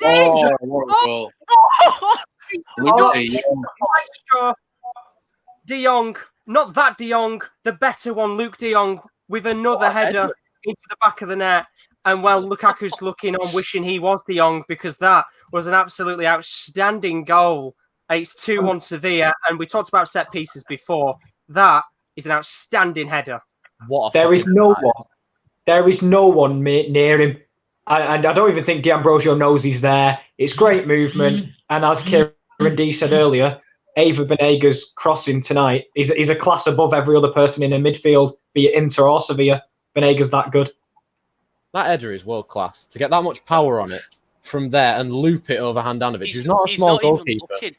He's not even looking in the face of the net when he actually heads it. And of course, he's unreal. Josh, where do you say Benega's going after this season? He's moving to Al Shabab in the Saudi League. That's fucking criminal, that is. What a waste. I think he could do a job in most Premier League sides, to be honest. He was linked with Arsenal, wasn't he? When Unai Emery was in charge. They were very, very close to signing him, in fact, and he'll come into Milan on the attack. Well, I mean, if they can make this 2-2 almost instantly, it's going to be a free kick. I think there's more goals in this game, isn't there? Yeah, I think so. I always say that, when you're on top, you have to score. And Sevilla have been on top, and they have scored. They've taken the chance as well, which is what they did against us as well. They're fully worth their 2-1 lead. Absolutely outstanding goal from Little Bear, try Luke to de Jong. wait until something happens in the game before you talk. Like when you hear us react to it, Oh, because you're gonna be ahead of us. Might be a goalie. I'm not too sure. Might be a goal. Well, Well, we're going to have to see here. If there's a goal, I'm going to take my shirt off. I'm going to waft it round. Free I'm kick. They did Putting it money for on. Putting money on a goalie. They did it for the Sevilla thing, and I saw it before thingy. Well, it's going to be lofted in, potentially here. Brozovic is going to whip it in, and it's towards the back post. And, it's in! I'm going to have to take my shirt off and waft it about because it's Godin who scored. Well, we talked about him maybe not being too good tonight defensively, but he's been absolutely fantastic attacking-wise. Lovely header, and just like that, it's 2-2. They love a set piece, don't they? These four sides. Dead ball specialists. Well, this is an absolutely outstanding final already. 4 goals in 35 minutes, and it's nowhere near done. What a goal that is. An absolutely outstanding header. I think that's a yellow card, that. It should have been sent off, really. That was second yellow. Mad. He's onside. Yeah, he did. Oh, it's in the back of the net. And, well, I said now that, if they scored, I was going to have to take my shirt off. So it's going to have to be the full Monty now. That's lovely, but he just beats the 2 Sevilla defenders, doesn't he? Poor marking. Carlos and Fernando. Once again, Godin atones for the error he made earlier, which he may have been at fault for one of the goals, but he, as a leader, truly does drag a goal out of this game. You tell Carlos to calm down and take him off at half time because he's been erratic in this game. He's a liability at the moment because if he puts in another bad tackle, he's off. 10 men all of a sudden for Sevilla. Tough sledding that. He's been at fault for both goals, hasn't he? Giving that foul away and then the penalty, of course. I think he just lacks a little bit of discipline, which will come with experience as well. So, I mean, looking at the chat right now, what a game we've had so far. This is nowhere near done. Benaldo putting back-to-back free kick goals. Let's go to pens, please. Charlie Horner, welcome to stream, buddy. How good? He says that's the best one yet. Thumping header. I think he means the De Jong goal. Because it was sent about a minute ago, so I'd assume not too long before Godin's went in. But, well. What a game this has been already. 4 goals in 35 minutes. We got a well. I was waiting. Yes. It's one of my favourite Josh phrases. look at I've got a few classics, and they're coming forward again here into Milan. If they could make it 3-2, then my lord, it's hit short. That's trying to poor. loft it towards Lukaku, and my nan could whip a better ball to Lukaku. That's really poor. But Brozovic has got it back. That's even worse by Brozovic. Jesus. Sevilla can counter. Ooh, For the game, ball there. for a game between 2 quality sides, that minute of football may have summed up the worst of Inter Milan and Sevilla. That was horrific football. Little Bear's point in the chat, of course. Whoever wins this game is going to go into the UEFA Super Cup. He wants Bayern versus Inter in the UEFA Super Cup. That'd be quality. What game would that be? Quality. When is the Super Cup? End of September. Right. It might be the first game, I think, as far as I'm aware, first UEFA game that they're going to allow fans back into the stadium again. So, I know some places are allowing fans back in now, a reduced capacity. I don't know about football, but I think Scotland are looking to start getting a couple of fans in the next couple of weeks. They're talking with the governments, and I know, of course, Premier League clubs, they're hoping maybe by October, November time, they can get fans back into the stadiums again, which would be fantastic. Well, if you saw the Dortmund Austria Vienna thing, they had fans. I think NFL are allowing 22%. I was going to say, I think NFL are allowing 22% of fans in stadiums when the season starts in just under a month. Oh, well, that was a really good ball into the box there. Low driven with a bit of pace. Nobody's there, unfortunately, to get onto the end of it for Sevilla. And it's just looking back at that goal, the first one from De Jong, just 2 absolutely outstanding headers from the Dutchman. And I think En-Nesyri must be a bit disappointed that he's not playing. I think Kieran pointed out, why is nobody marking him? He makes a free run to the back post, and I've got to admit, he's got to be the biggest aerial threat on the team. I don't look at Koundé and Carlos and think they can do what... I mean, they learnt it the first time with his head. And I did want to say, before Inter struck the lead back, masterclass from Lopetegui to bring in De Jong when it hasn't really failed playing El Nassiri. They've made it this far playing him, so to take a risk like that, He clearly saw something in the game, and it's worked perfectly as he's got a brace. I think these are the decisions that show how good of a manager is, and they separate the okay managers from the world class managers. Yeah, It's Gagliardini marking thing. I've just done my maths. He's 6.2 feet. Surely Luke de Jong's taller. Surely there's someone else on that picture who's taller than Gagliardini who can mark de Jong. they're quite a tall team. Do they put Godin on him? But he's lost him once already, so maybe they said, let's not go back to that. Maybe De Vrij, you put him on it because he's experienced, but there's ball in behind here. Milan coming forward again. Might be a Good foul. diving header. Is that a foul? Yeah. That is. Little They're around Bear the same height. is asking, by the way, has anyone changed the amount of penalties? I'm still on for 3-2, so no. Yeah, I said Kieran's the only result that can still happen now. I think all of us, all the results are out the window. Aren't they? Yes. I need a goal taken away for Inter. I did reverse psychology, saying it 0-0, so we get lots of goals. Yeah. I don't think I ever made a prediction. I don't remember if I did or not. I'll make mine at 90th minute. There you go. Josh just wants penalties. I I was gonna want say. penalties. If these teams want to keep scoring goals with just fantastic set pieces, if they want it to be 4-4 at full time, make it 5-5. I mean, yeah, for anybody that can remember back a couple of years ago, Sevilla were actually in one of the greatest Super Cup final games there's ever been when they played Barcelona and lost 5-4. And I can remember that game happening a couple of years ago. So if they could repeat that one, just make it 5-5 and go to penalties, that'd be fantastic. That was a poor challenge by Barella then. Why is he diving in there? He could have stopped himself. I don't know if it's frustration or whether it's just pure stupidity from Barella, but nothing came of it. I'll tell you somebody who's had a fantastic game that hasn't scored. Jesus Navas. Mm-hmm. He's Been a man I've always absolutely pointed out outstanding. in these Sevilla games. For someone who we talked about we talked about when we did the Bayern Watchalong and type of thing, how a lot of Bundesliga teams change positions up. It's Navas who's really made a big difference Offside. to the Sevilla team adapting to right back. He's been really, really good there. I mean, last season was his first season as a right back. He was in the La Liga Team of the Year, just for how good he'd been there. And once again, this season, he's just been so good. And I mean, at his age now, of course, he's lost.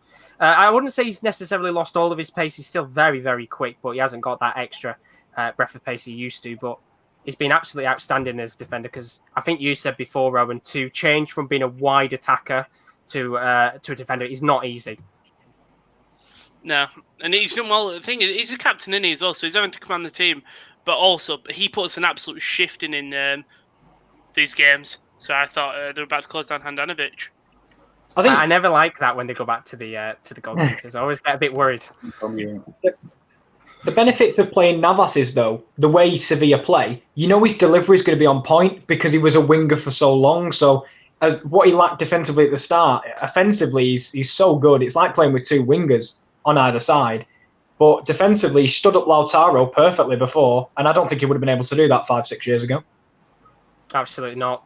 42 minutes on the clock here. We've had a new subscriber. Thank you ever so much to whoever has subscribed. If you are new, of course, as always, do leave a like, subscription. There's plenty more football content to come into Milan. Trying to make maybe another opportunity on goal before half time. We've got 2 minutes left. How much additional time do you think we're going to get here?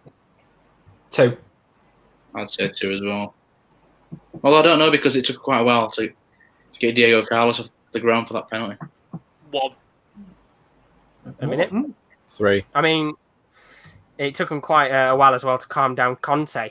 Getting angry as well and getting the yellow card. Remember, he's got booked, and it's just one of those games where no doubt, if anything doesn't go Sevilla to where you could see him getting sent off, and that would be just the worst thing to happen in a final. I can't even remember the last time a manager was even sent off in a game, to be honest.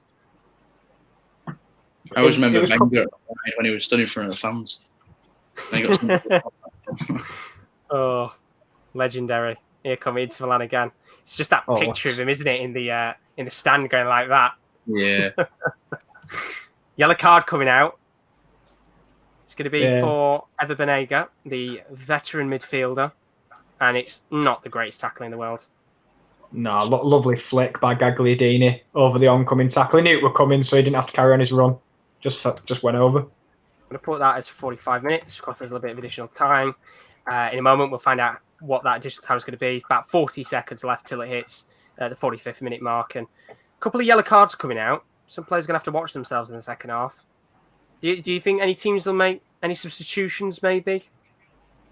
No. I think it depends, because you'd be, on one side, be happy, because no one really has been behind for too long in the game. I feel like once one team scored, within 5 minutes, another team was back in it. So I think they'll be okay for now.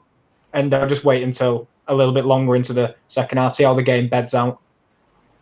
Here comes Sevilla, maybe one final opportunity in this half. There's going to be one additional minute at a time. Rowan, you were spot on. That's right. Well done. So I do. I've actually got the referee on a call right now. So I was telling him, nah, Diego Carl shouldn't be in handball. And he went, I know, I agree, but I've got to make the game entertaining. Are you doing VAR at home? Yeah. Oh, you don't see on my other monitor, I've drawn some wiggly lines. I've drawn some arrows. I've deformed Carlos's hand to try and make it not look like handball. You photoshopped it. Oh, it's going to be a free kick, I think, for Sevilla. I think Bastoni with the foul there. Yeah. I mean, if they can make it 3-2 before half-time, another Luke de Jong header, a hat-trick at half-time would be unbelievable. If I was Conte, I'd just be screaming at his players, just put 5 men on de Jong, put 5 people on him. Here we go again. When Sevilla have set pieces, they're trying to make runs that frees up de Jong, tries to confuse the inter-defence, but like you say, if he's free again, then it's just... It's a similar position, this. And he's absolutely unmarked right now. He's lofted in, not the best ball in the world, but it nearly went in the back of the net. I think it came off his shoulder, and not going to allow him to take the corner, which I'm surprised at, actually. That's very strange. Well, that is a shame, because that was a really, really good chance there for them to take the lead at half-time. In the first half of this game, it was Campos just looking at the opportunity again there. Benega lofts it in. It's slight deflection, I think. And you're spot on, Kieran. It does come off his shoulder. But at half-time of this game, wow, what a first half of football this has been. And, we said before that this competition has been... Wow. There you go. One for you, Rowan. It's been a great first half. Because you said wow when Diego Godin was walking off shirtless, and I was like, I thought you were just admiring Godin. I mean, he looks fantastic, Diego Godin, but no, what a half of football this has been. It was so in this half, I've said wow to Godin with no top on. We talked about Lopetegui and maybe his wife banging a postman and everything like that. Fantastic half, but in terms of the actual game itself, it's impossible to call right now who's going to win this. What a game of football. Yeah, I don't know. Yeah, I mean, both teams really evening each other out, close to each other. Set-piece merchants, all of them. Well, it feels like every goal is, every set-piece that's coming is going to lead to a goal. We're 45 minutes away from extra time and penalties. Let's not get too excited yet, boys. We've still got another 45 minutes to go, but it could happen. Of course, right now, Kieran, on the Inter Milan behalf of things, for Conte, would he be happy? Would he be disappointed? Are there any players maybe that haven't really turned up as much today as he'd like them to? Conte won't be happy. He's a perfectionist, and even sometimes when they win, I don't think he's very happy. In general, I feel like he's a very reactionary manager. He scores, he's suddenly happy. They concede, he's sad. It's just the kind of the way it goes. I think overall, he won't be happy because some of the marking to de Jong is their clear and obvious aerial threat. And you cannot let him have 3 headers at the back post, and he's making a simple run. You can see he's standing offside when they're taking it. He's going to make a run. He's not going to stand there and be a decoy. So in that aspect, I think they'll be very upset. But luckily, they weren't behind for long. You'll be happy with your team's reaction to going a goal down. I think keep it at the same for now, but I'd like to see more of Martinez and Lukaku in the game, because apart from that penalty, I haven't really seen any danger from them two, and they're really the star men for Inter Milan. Well, that's the problem, I think. We've seen more opportunities from D'Ambrosio in the first half than we have from pretty much the front two together. And as Kieran D said earlier, positioning-wise at the back, not the greatest. De Jong being unmarked in multiple situations and allowing the space for the Dutch striker to go through on goal. Rowan, of course, you're in the Sevilla half today. I'm pretty sure Lopetegui will be delighted with that first half. Yeah, you make not the shocking change, but Nesri didn't have a great game. Last one, you took him off. De Jong came on and scored the winner against United. So yeah, why not bring on De Jong? And clearly you're playing to him. Both goals have come from two incredible headers by De Jong. And yeah, I think the problem is with Sevilla is when De Jong probably doesn't have the fitness that other and Nesri has.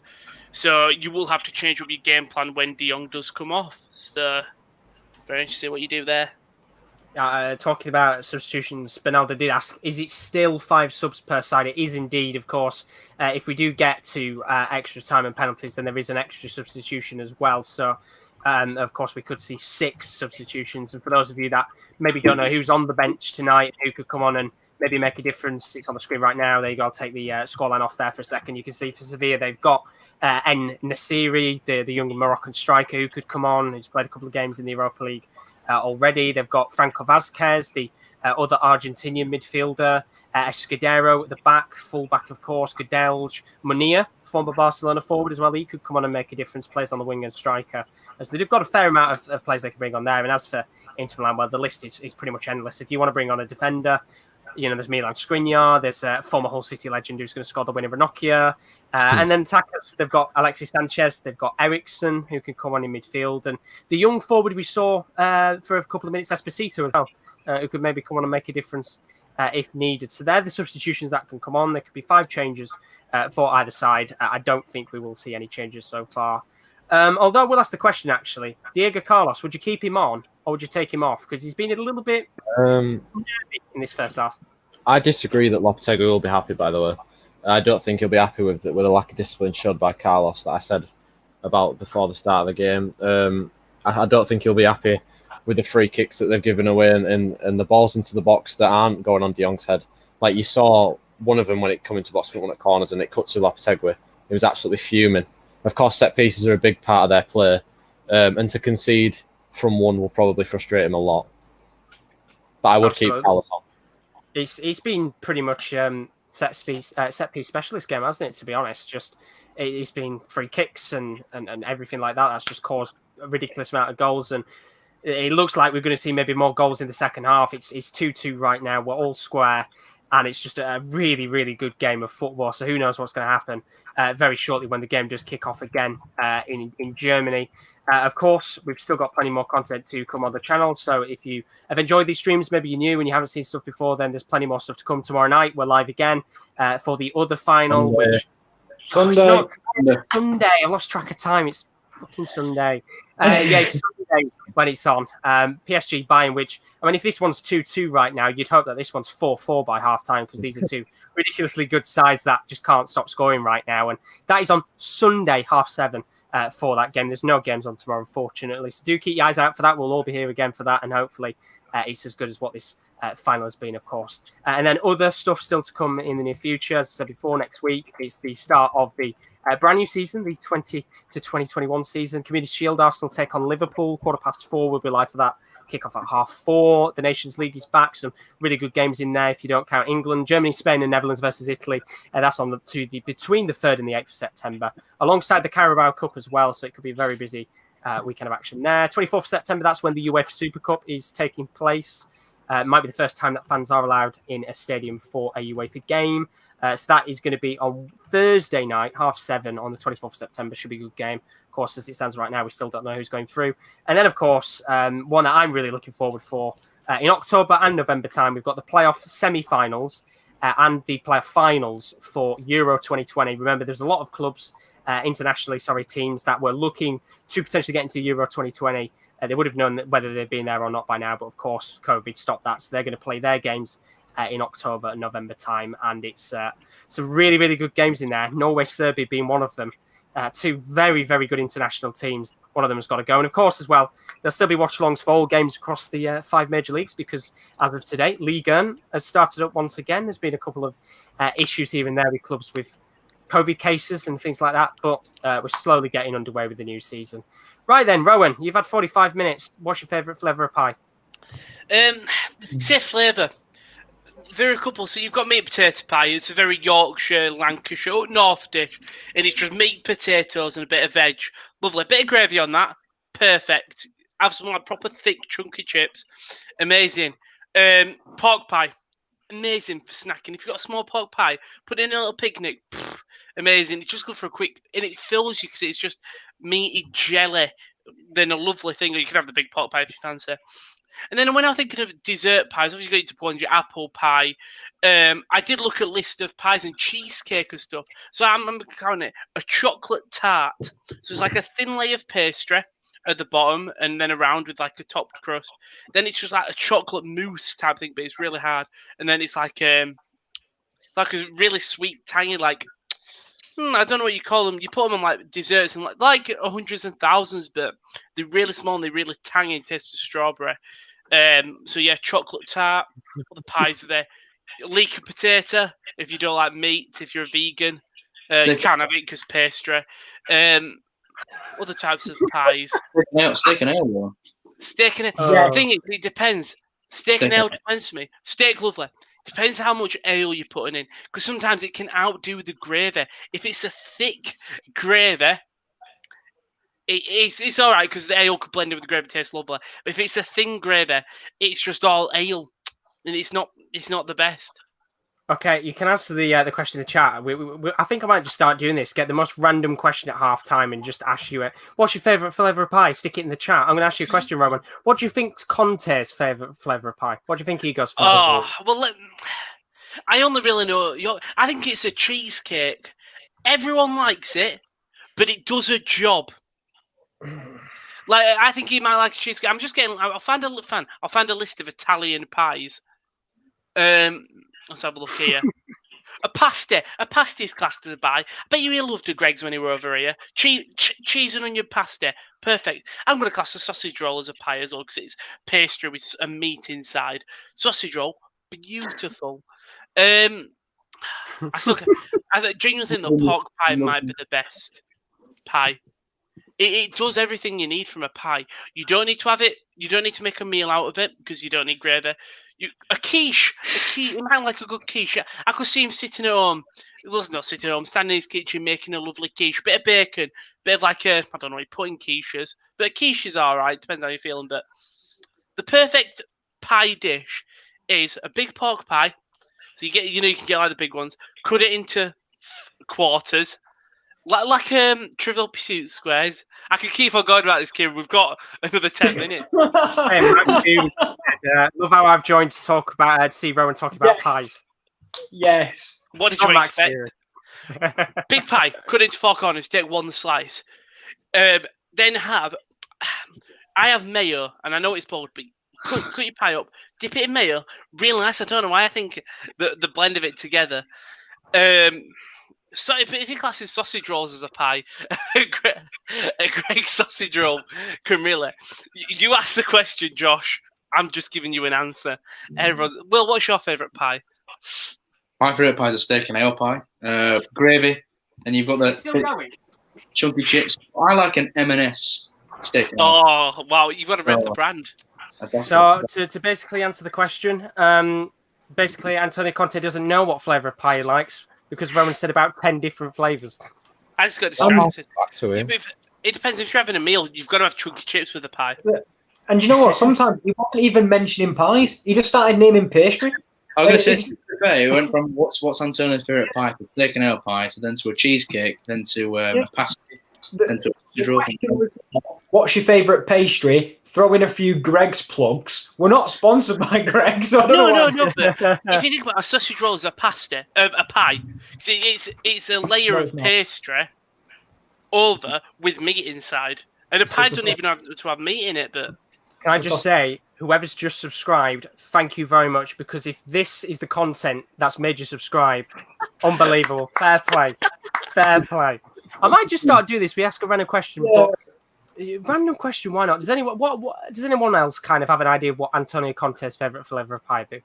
No, I don't. Shall I just talk about mine and then just pretend I'm talking about it? I like a steak and kidney pie. That's my favourite. Oh, don't grimace. I've had 15 minutes. Kieran, I've got a question for you though, Kieran. I've got a question for Kieran. Does Antonio Conte use a bread cake or a muffin? Oh, no. It's a tea cake, thank you. Not a tea cake. Oh dear. Well, this is going to be like an inter-brand sort of battle, so I'm not going to answer the question, because I want to keep peace on the Sports Corner YouTube channel. There's no answer. Yeah, we need I've peace. also- It's going to turn into like World War III here if we start that debate at halftime. We'll be going, game will kicked off. We'll still be going on about it. I did Google a sausage roll of pie. To help out here, our Pie Pie Dictionary clearly states what a true pie actually is. Filling, fully encased in pastry, with clear defined base, size, and a lid, so a sausage roll doesn't meet the stringent criteria of pies. So I do apologise. I've really let you down. I also want to apologise that you've just said there's a pie dictionary, which I'm sad it exists. Yeah, it's called Pie Rate. Pie There Rate. we go. Pie Rate. Pie reviews. We learn something new every day. Will, you are the image of my mental state right now. Like that's what's going on inside my head. I love Rowan's enthusiasm, but he's burning my head out now. Well, do you know what? That's a fantastic debate. If you kind of have a rough idea of what Antonio Conte's favourite flavour of pie is, stick it in the chat. I tell you what, it might be the most stupid conversation we've ever had, but it has literally killed off pretty much the entirety of half time. And that's why it makes it so good. Rowan, you need your own cooking corner. We've got to sort that out. Just to quickly look at the chat and see what people have been saying about pies. Bernardo Port, now we talked about meat pies. I have limited experience with it, but the meat roll I had from Sainsbury's was pretty great. I had a beef and stilton pie at the pub in Soho. It was very nice. LMAO. That sounds nice. Well, no, Stilton's cheese, isn't it, actually? Beef and cheese. Well, if you want to know the best place to get, a pie in England, it's the My Pie in London. Pie flavour steak. Now it's got a 6.61 rating. Out of 10. I'm guessing so. No, because that's the highest rating. So I'm guessing these guys are if the pie is amazing, it's a number 10. Leave that the pie. So if that's a 6.6 and that's the highest rated pie, we've got a serious problem. Yeah, we're crap. Because I think they're very stringent on their criteria. Like 7 might be the best pie they've ever tasted. I don't think they didn't want to go into because imagine let's say we'll put it back to football. You're ranking players and you start off doing the Roma side and you put I know this is wrong, but Mkhitaryan at a 9.7, and then you go to Inter and you realise, well, if I'm putting Lukaku at 9.8, there's a very clear difference between them two players, and you have to change all your rankings. So if they start off low and build it up, they'll know. Yeah, but if this okay, we'll keep it at football. I'd be wrong if I went Messi and Ronaldo, solid 6.5 out of 10. They're all right. They're not bad. That's just wrong. It's even worse than the Michelin Don't judge me, star Josh. system. Do you know what? Have it out with them. They'll tell you. Just pirate. Has started. They got. We'll just check a link in the chat. Second half is about to start. Just to kind of give an idea. Max Fury says Diego Costa. He thinks he'd have a mince pie. Oh, yeah. I like that. But I had a sunset burger at Nando's. It was fire. I miss London so much. Oh, welcome you back. There we go. We have the second half underway. So let's get the scoreline sorted. We are kicking off at Sevilla 2, Inter Milan 2. That killed pretty much the entirety of half time. So thank you very much, lads. Good conversation there. We'll continue that on, no doubt, in another podcast in the future when we spend an hour and a half talking about Antonio Conte and pies. But let's get back to the second half. 45 minutes left. And if it stays like this, of course, extra time and penalties, which we all desperately want, could happen. I'm joking, of course, won't it?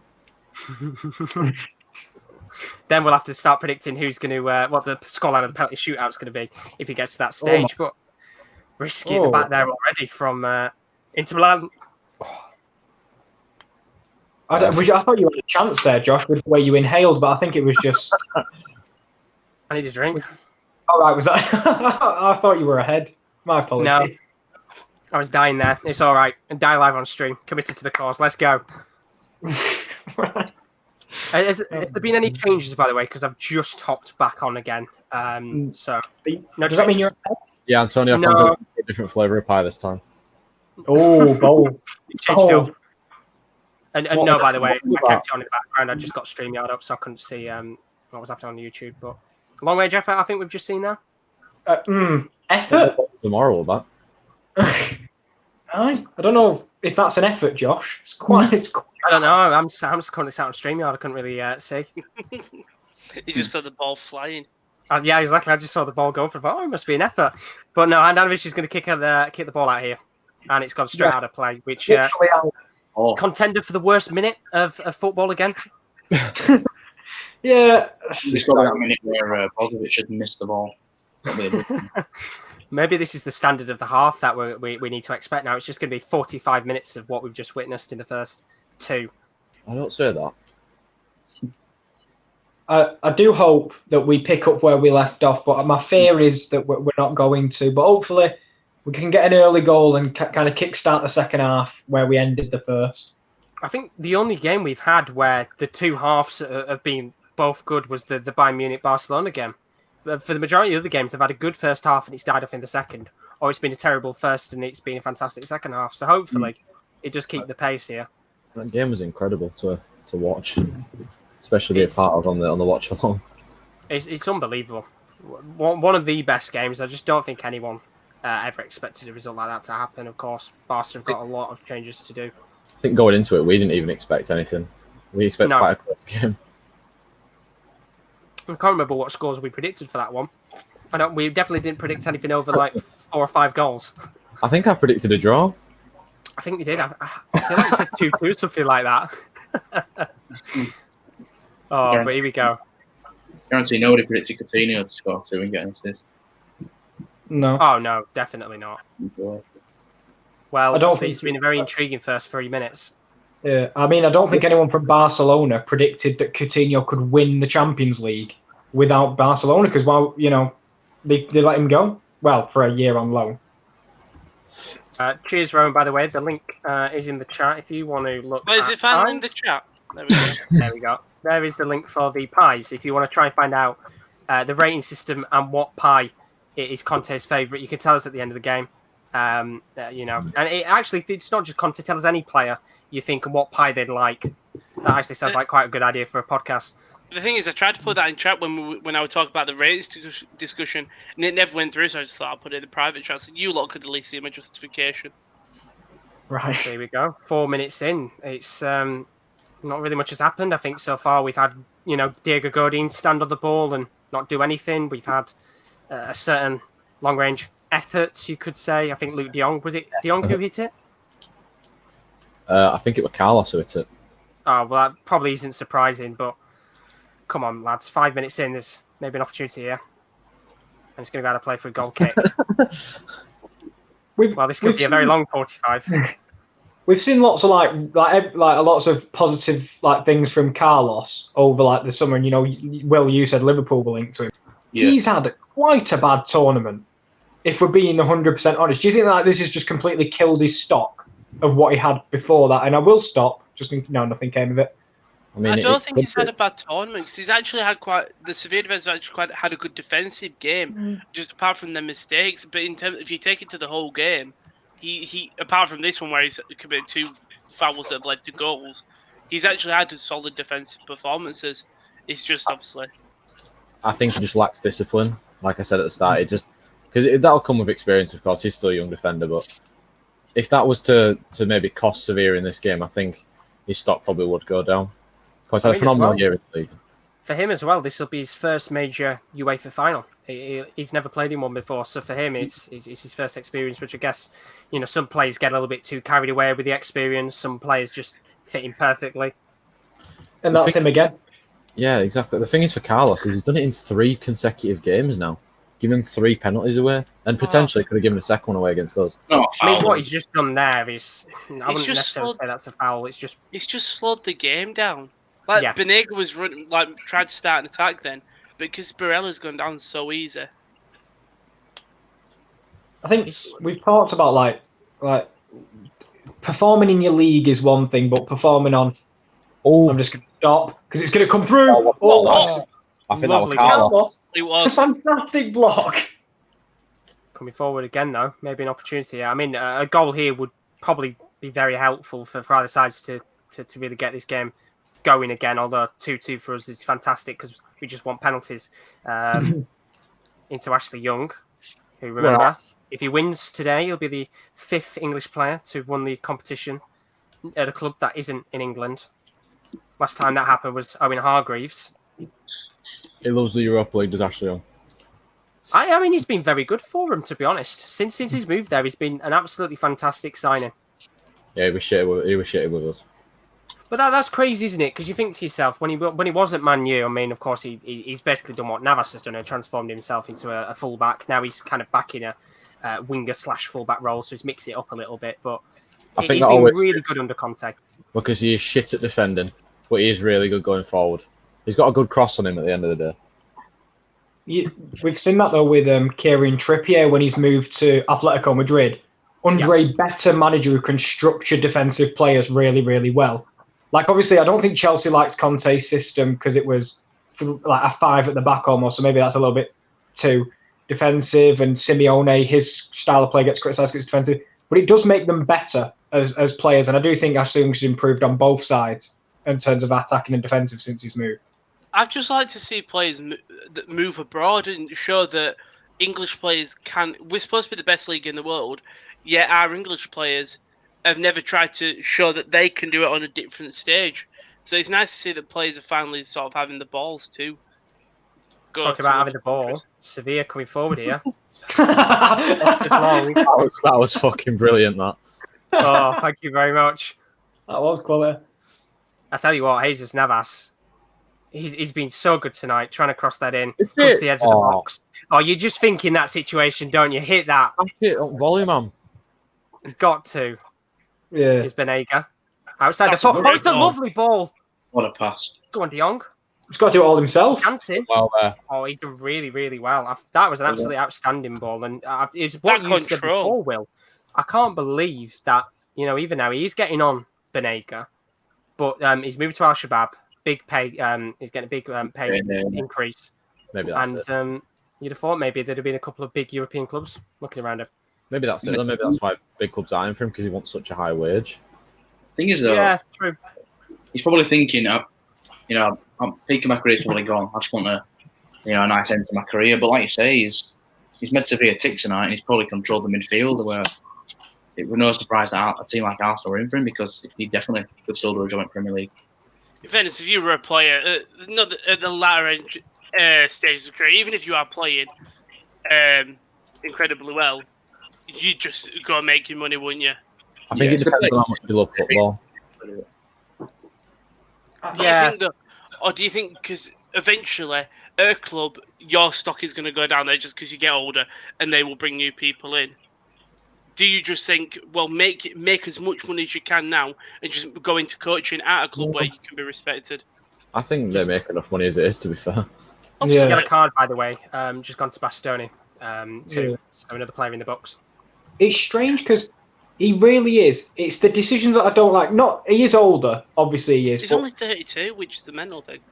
Yeah, but the ones that frustrate me are the players that are in the prime and they move for pure money. Like, I don't mind grabbing a payday when you're over 30, or your age, and Xavi getting one last one in Qatar, Iniesta getting one in Japan. Just for a couple of years, you're obviously not going to be the same, and they won't put as much work on you. And you won't have this loaded fixture list of the big 5 European leagues. But it's people that can still really influence in Europe's top competition. He's in a final. I don't know. Carrasco. Probably in the best friend. That's the biggest one. Yeah, there's a long list of players. You could say Carrasco, El Shawari, Jackson Martinez, Wilfred Boney. Yeah, to get that one in there. Come on, Wilfred Boney. I don't know if obviously you're watching the BT YouTube stream. They've got a live chat right now. Probably. Because I was looking at the highlights. No, they don't. Some of the It's videos. disabled. They've disabled it. I was looking at the highlights of some of the games right now, and I don't know why it's happening. There's lots of people commenting, "Come on, Wilfred Boney," on the videos, and I don't know why. I was watching the Barcelona game back, the Bayern game, because I wanted to see the commentary, because usually I have these games on mute when I've watched them. And I was like scrolling down the comments, and I just saw people putting "Come on, Wilfred Boney," and then people replying, "Score some goals for Squadron." Like, what's going on? There's no viewer count on the stream. Yeah, that's a bit weird. Here comes I want Sevilla to again. see Regular. That's a lovely word. Ricky, he's to the side netting. That was well. It's like Sterling v Italy again. No, it isn't. he knew he could take Godin for pace, because Godin has like that pace, and he's just passed him with ease. He's got it's poor, that. I'm not gonna lie. he was going to Chelsea, weren't room to go to Chelsea, but dear. Chelsea signing Chilwell, aren't they? So, yeah, 50 million. I know Everton wanted him because they might be losing Luca Digne to someone else, and they've also lost Baines, so their left back is looking rather poor. They lost Luke Garbutt. The massive, yeah, you're right. Carlo Ancelotti's favourite player. Can I just say as well, Max Fury has put, come on, Wilfred Boney, score some goals. Swansea will go wild. And then Little Bear's put, Mr. Conte, put Ericsson on the pitch. Do you think any of these sides will actually make a substitution soon? We're 15 minutes in, and neither team can break each other down. I eventually think Sevilla will go to up top and bring it out and the Serie on. Like to see how many balls put in the box. That was such a really nearly good ball there, but Inter Milan got it back again towards Lukaku. Not the greatest of balls in the world. Will he keep it in? They haven't, did. I'd like to see Ericsson come on for Inter Milan here because I think the front two for Inter Milan has not received much service, and I think bringing on Ericsson, more of a creative midfielder, trying to get the ball to him, separate the lines from the attack and the midfield. We have seen that Conte don't like to change his formation, so he'll probably bring Sanchez on. Martinez. I'll just keep on saying it, Diego Carlos. It would still be a 3 in midfield, but it changes it because neither Gagliardini just have that strike. Neither Gagliardini, Barella, or the other one I can't remember. Brozovic. Neither of them play the role or position that Ericsson does, so I think he'd have to change it because we were talking the other day, Josh, weren't we, about how it's not the greatest midfield, but it's kind of the perfect midfield for Conte because they are all 3 workhorses that will attack and defend it all together. So I think bringing Ericsson on kind of means a slight change of shape in the middle of the pitch. He's got as well Stefano Sensi on the bench, who has not really done amazingly well at Inter. He's struggled over these last couple of months, but he's another option in terms of a midfielder. But as you guys said, Ericsson, he's one player that if you were to look at the team on paper, you'd expect him to start 9 times out of 10 just because of how good he is. And I think there was quite an emphasis on him starting at the club because they could have easily just signed him for free in the summer, yet they paid the money for him now. Maybe Conte found out who we can rely on, and of course the midfield 3 has been really good, and it works well. They complement each other well, and they complement the strikers well as well. Maybe he just doesn't want to disrupt the flow of the squad.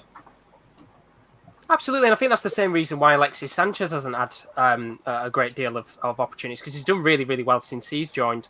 A couple of goals, a couple of assists, but he seems to always be on the bench too. And I guess when you've got 2 strikers in Martinez and Lukaku, who've been scoring, God knows how many goals in all the competitions, it's very hard to just squeeze in someone like Alexis Sanchez. Yeah, undroppable, those 2. Oh, absolutely. They've got the most combined goals, apart from Gnabry and Lewandowski, in the whole of the top leagues in Europe. So I think it'd be harsh if one of them got dropped. And as well, to consider that Martinez scored 2 goals in that Shakhtar game, where he was fantastic towards the end. Here comes Sevilla again on the attack. It's that Jules Koundé who's come up with his beautiful afro into Jesus Navas with his beautiful blue eyes, and now to play for Josh, not a corner.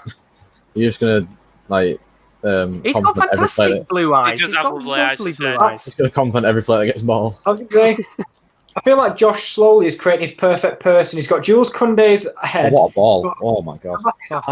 Godin's body. Because he loves Godin's body. Oh, Godin's body's fantastic. It's it. He did as well. Campos' lovely shiny skin. Jim Nainggolan no longer here. He's unbelievable trim. Nainggolan's unbelievable. I mean, he'll be back next season, theoretically speaking, although I think he'll be out the door. They'll probably chuck him back to Cagliari again. Max Fury's put, who would you rather play at striker for Inter Milan, Lukaku or Martinez? If you had to pick just one. Lukaku. That's a really tough question. The thing is, they work well together so well. Yeah. I'm never going to not choose Lautaro. I think Lautaro's more of I would say more of a complete striker, but Lukaku can also do pretty much everything. I'm going to say, you could not pick Martinez, could you? You couldn't say, you couldn't pick Lukaku. Yeah, no, I was never going to. Like, if you asked me to choose one Inter Milan centre halves out of all they've got, it's Andrea Ranocchia. even though they've got so many good ones. I told you, he's coming on. He's going to score the winner. There's plenty of time. The man, the myth, the legend will come on. I'm just interested. You call Ranocchia Hull City legend, but in the last game of the season when you lost to Palace 3-0, Ranocchia just completely sliced the ball straight to Wolves Zaha and he put it in. It wasn't the last game of the season, Will, actually. No. Was it the game that solidified relegation? Yes, it was the game that solidified our relegation. But do you know what? It was a hard enough job. I don't blame it on Ranocchia. I blame it on the board by having only 12 senior players to start a season. Not What was he doing? He could have got to that. That's so poor there. It was a lovely pass. I don't know why he stopped his run. Go deep now with a good pass. It's very, very even right now. I'm kind of getting to the point where I'm just thinking, just blow the whistle. Let's go to extra time. Let's have another half an hour of this match, and let's have a penalty shoot. In fact, scrap the extra time. Let's just have a penalty shootout to finish the game off. I've not seen him smile once yet. He must be really worried about that first man. Oh, that's going to be an arm in the back. We haven't seen a great deal of Ocampos today. He's had a couple of little opportunities here and there, but he's been very, very quiet. I think he might come off soon for money, yeah. Well, he came off. He came off early against United because he was invisible. Is he injured? Because he's got tape round his leg, like round his. Against Wolves, he took a bit of a knock, but I think he played the majority of the game. But yeah, of a run-off. I knew that was coming. I knew that was coming. I feel he's carrying something because he's taped up like the whole thigh area, so I'm pretty sure he might be the first one sacrificed for maybe Munir because he can kind of do both on wing and up front. But I don't know who's going to be first to turn, be it either Conte or Lopetegui to make a change. Because at this point you're not losing, so I don't know if they're willing to make a change. It's a game of chess, isn't it? Yeah, I was just about. I think that'll start kick-starting substitution absence. Whoever makes the first one will probably start the trend off of the other manager making the same amount of substitutions just to keep arms against each other. Alexis put hilarious to think that whole board both had Robertson and Maguire. Now Maguire's in a selling race. I'm looking for some. I mean that whole situation. What the hell? What's going on? It's just. I feel he's had a really rough couple of thingies, Maguire. Do you think he should be stripped at captaincy, Kieran, and give it to Bruno or someone like that?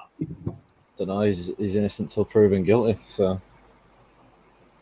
He's in a prison cell. I thought he was proven guilty because he's in prison. That's not necessarily true. He's in a cell. Okay, but even aside that, I think there's better leaders than Harry Maguire. Forget who's coming forward. What save. Oh no! That is fantastic. Spreads himself well there. Does the Moroccan keeper. Oh no, not to confuse with the U2 lead singer. I have to pause my screen a second. It's gone a little bit further forward. Tell me when it hits 64:27, please. I'm on 64:55. Yeah, Josh, what are you on about? Why's mine gone backwards? What has happened? Josh, we're in the 65th minute now. Oh yeah, well my stream's saying live currently, and it's not even at the 65th minute. What's going on? Reset it. It's Josh somehow. I don't know how he's gone backwards in time yet. He's saying it's live. There we go. Right. I'm at 65:36. What are you guys currently on? We're looking at a replay, so just pause it until we get there. I'll pause it at 45. Bang, there we go. Don't know why it went forward there. Good save though, looking back on it from Boonu. But you know, Lukaku had, I think he had too much time to think about the finish. Right, 36, 37, 38, 45. Yeah. 40, 41, 42, 43, 44, 45. Cheers, lads. There we go. Synced up again. I don't know why. He said it was Josh live. went 30 seconds back in time. Yeah, exactly. I didn't get that because it says on mine, obviously it tells you when it's back in time, so it'll say like minus 30 seconds. It said just live, yet I'd gone backwards. But, and Josh is like, no, he fucking didn't. I'm like, what? The little best, but low energy for Italians and Sevilla make possession. I wouldn't say it's low energy. No. From Inter Milan. It has been a very poor second half so far. How deep Sevilla are defending though.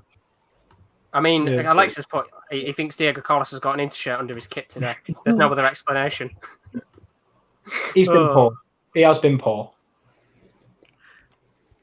Yeah, he's not had the greatest of performances tonight. Although, knowing with the way that these games go, he'll probably score the 90th minute winner and become the hero.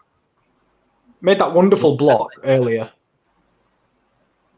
It's a shame, isn't it? Because this game has died down. I thought maybe these teams in the second half would have come out firing all cylinders and we'd have, maybe had a similar first half again. But it seems like both sides have listened to us and are quite happy to get a penalties, in my opinion. Yeah. I mean, we wanted penalties, didn't we? We asked for it. Now it looks like Inter Milan are time wasting for penalties. We love to see it. Give me pens. Give me pens. Conte just screaming on the touchline, penalties. Maybe that first half was so frantic that they kind of just want to rest for a little bit and just not put in, that. Let's be fair, we got spoiled in that first half. It was go, go, go for the whole half.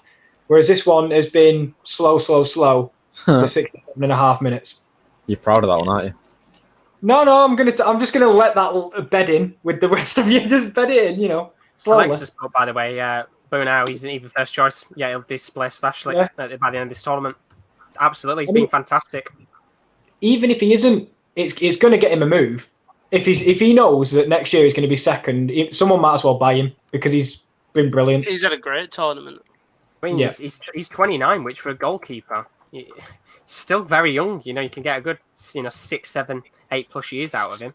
You look at the game against United, and United just attacked and attacked and attacked, and he stopped. He just kept on stopping it, and I think that was the game that probably would make Lopetegui think, right, I should probably start him next year if he's doing this against one of England's top sides this year. I'm surprised Johansson hasn't got a move yet as well. We'll surely hear he getting moved soon, and Manieri's coming on. For Campos, because I knew he was injured. You don't tape your leg up like that. It's a shame, innit? You don't really want to come off in a game like this, but he's got to. Fucking hell. Was it a height difference?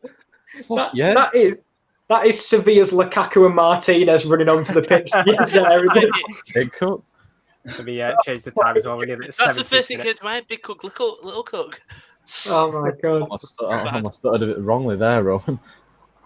What Big Cook, little Cook? You could have said something much worse. Tables, Josh. Tables. We're going to have to take him off the stream there. It's all right. Manieri's coming on. Munier Al-Hadidi played for Barcelona before. I think he actually came on for Barcelona in the Super Cup against Sevilla. So Campos is going to come off. And it's a shame because he's had a decent tournament. Rowan, who do you think's been the best player for Sevilla? Because you've watched them the most, so you know how they've played. I'm stuck. I don't know because there's no one for me that's particularly stand out. Koundé's done a great job at centre back, but he just does his job. Reguilón again, attacking wise, defensive wise, I don't think he's had an amazing tournament, but attacking wise, he has. I think he's got to be Navas. He's done everything on the pitch correct. In the first couple of games of Campos. Really had great. Then the front three had a really good showing. Sorry, Diego Carlos taping up his leg. It's like the walking wounded here for Sevilla. There's more tape. It's when they play They play so much more than other teams, if that makes sense in terms of because they hold the ball so much. There's a lot more movement, so there will be more strain on these players. Thought he was going to make an analogy, Kieran. No, I'm done. It's kind of like there's been one good player in each position. So defense, Reguilón's been incredible. Navas has to. Midfield, stand out by far has probably Banega. Up top, De Jong's been incredible for him in these two games. Campos has been good. They're a very good team. Like Suso's been consistent as well. No, but he hasn't had amazing stand forms. Just consistency from the team. Alexis put, by the way, on the boo now situation. Sorry for jumping in. He says, hopefully this won't be an Ochoa syndrome where a goalkeeper has an amazing tournament, somebody buys him, and then he flops at that club. Did he go to Betis? Not Ochoa. Ochoa went to Liège, didn't he? He was at America, in Mexico. He was at Malaga for a brief stint. He was at Standard Liège for a little bit of time. I think he never got a big move. He never, because when he had that tournament, he was absolutely unbelievable. So. We've got another foul coming. It's been very stop-start, hasn't it? But that's a foul. I think he's given that as a foul. Yeah, free kick for Inter Milan. I didn't think this is a great position. It's a very, very good position If there's one man you'd maybe want to get his head on it, Lukaku. Similar position to the second goal that De Jong scored. Watch Ashley on the shot. Godin. I did love that Mooney just went, not having him, and De Jong took over. Ash Young's hitting this. Good ball. Landed in. Good punch from Bunau. Brilliant. Really good work from him. He's been absolutely fantastic. And Bernardo put, by the way, Guillermo Ochoa, he's currently at Club America in Mexico. Yeah, I know he's been around a couple of clubs in the last couple of years. I'm going to find it out now. I just remember him at Liège. That's the only team I can think of off the top of my head. Right, here we go. So, since his World Cup in 2014, he signed for Malaga, played 11 games, then went to Granada on loan. Then he was at Standard Liège. Now he's at Club America. So he's been around the blocks. This second half's been really poor, hasn't it? Yeah, it has. Somehow we've got into the conversation of Guillermo Ochoa. That just proves how poor this second half has been. It's been a really, really disappointing because you think, 2-2, these teams will come out and play in the second half. But I don't feel like we've been sat here for nearly half an hour watching the second half. Navas. Good place for a kick, though. To be fair, though, but until just then, we hadn't had a substitution, so there hasn't really been that injection of any pace or anyone new to try and change the game. So maybe we've now seen Munir come on. It might force Conte to bring on a few fresh legs or something. Guy leading into a tactical foul there, taking the yellow card. He's got it. I mean, it's a very good position again here for Sevilla. You see Navas running through. Very simple. Navas could have kept on going. So Gagliardini at least saves a little bit of time for a Sevilla goal, possibly. You've got to surely mark De Jong here. If there's one thing that Inter Milan have got to learn in this game, it's marking De Jong. But the set piece is going to come in. You can see he's waving. He's offside again. So, he's being held. Oh my God. It's unbelievable. Diego. The man who's had a terrible game, you could say, has just surely potentially won it for Sevilla with a bicycle kick. It's a massive Lukaku's had a mare. A massive deflection. Wow. Well, he went for it, and as you said, it's the deflection. But that is an absolutely unbelievable goal, and if that's going to win a final, they've just won that game in style. It's 3-2 Sevilla. I think it's a very, very big deflection off Lukaku there. Oh, it's a huge to go for the bicycle kick. The ball is really good. I think that's going. Wow. I am that is going wide. Kunde was going to go for it. Carlos went for it. It was going wide. And Lukaku, unbelievable. Fantastic assist from Carlos. That is an own goal. He can't stop scoring in Europe, but this time he scored for the wrong team. I wish he would have stopped scoring in Europe. Well, he's continued on his consecutive goal record for the wrong side. What a goal that is. But I mean, both centre-backs were going for the bicycle kick there, and Lukaku has just surely won it for Sevilla. To be fair, the headed clearance was so poor. It was high rather than away from the goal, and it just invited a second ball situation that Inter Milan didn't want. He's got to make changes now. He's got to. Well, I was saying it's been a poor second half, but that was quality. Put a shirt on. That's Goodell. Definitely. I thought Vasquez. Vasquez is growing his hair out. Could be either him or Goodell, one or other. Yeah. 15 minutes for Inter Milan to salvage what would be Sevilla's 6th Europa League if it stays like this. Incredible. 2 goals for Lukaku in this game. Just one at the wrong end. He's nervous. That goal wins it now, though. I mean, people aren't just completely forget about the last 4 minutes for Diego Carlos. Well, to be honest, I don't think he should be on pitch. So, and Eriksen's coming on, by the way. Yeah, it's about time.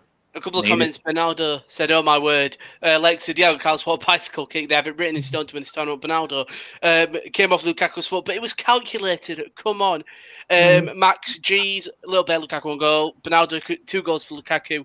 Good vibes. Too late for Eriksen. Lukaku poggers.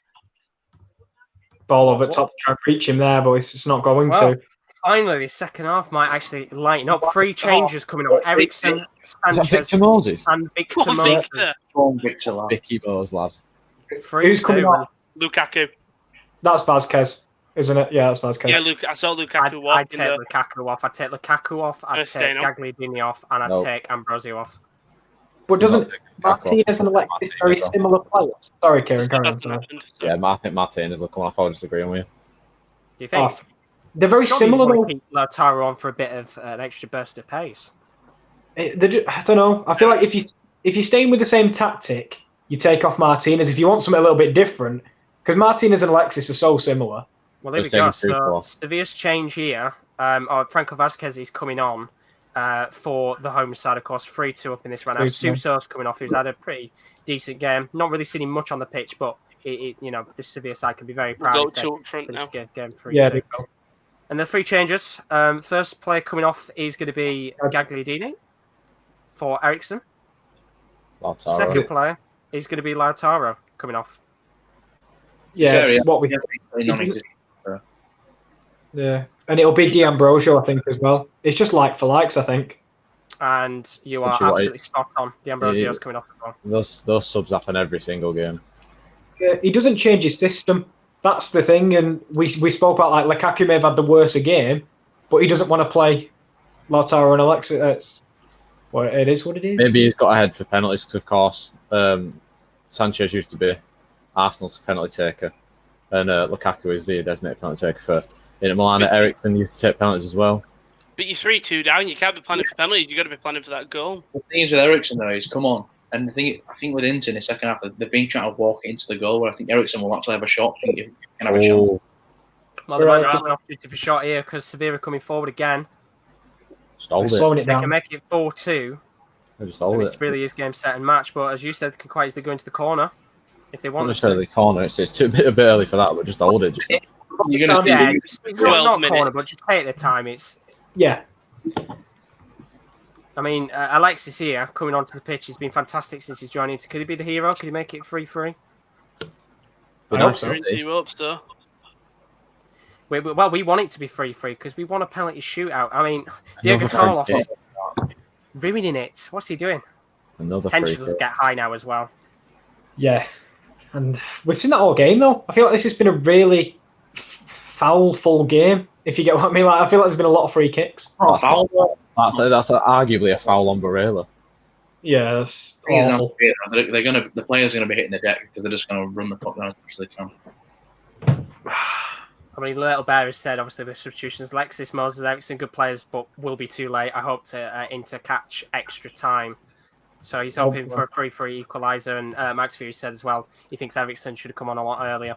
That's the problem, though, isn't it? It's the three-man midfield. It's very tough to trick him in. But Sevilla got a set piece here. It's lofted in. It's another good set piece. It's not in the back of the goal this time. And Jules Koundé just wide. Not wearing his headband today.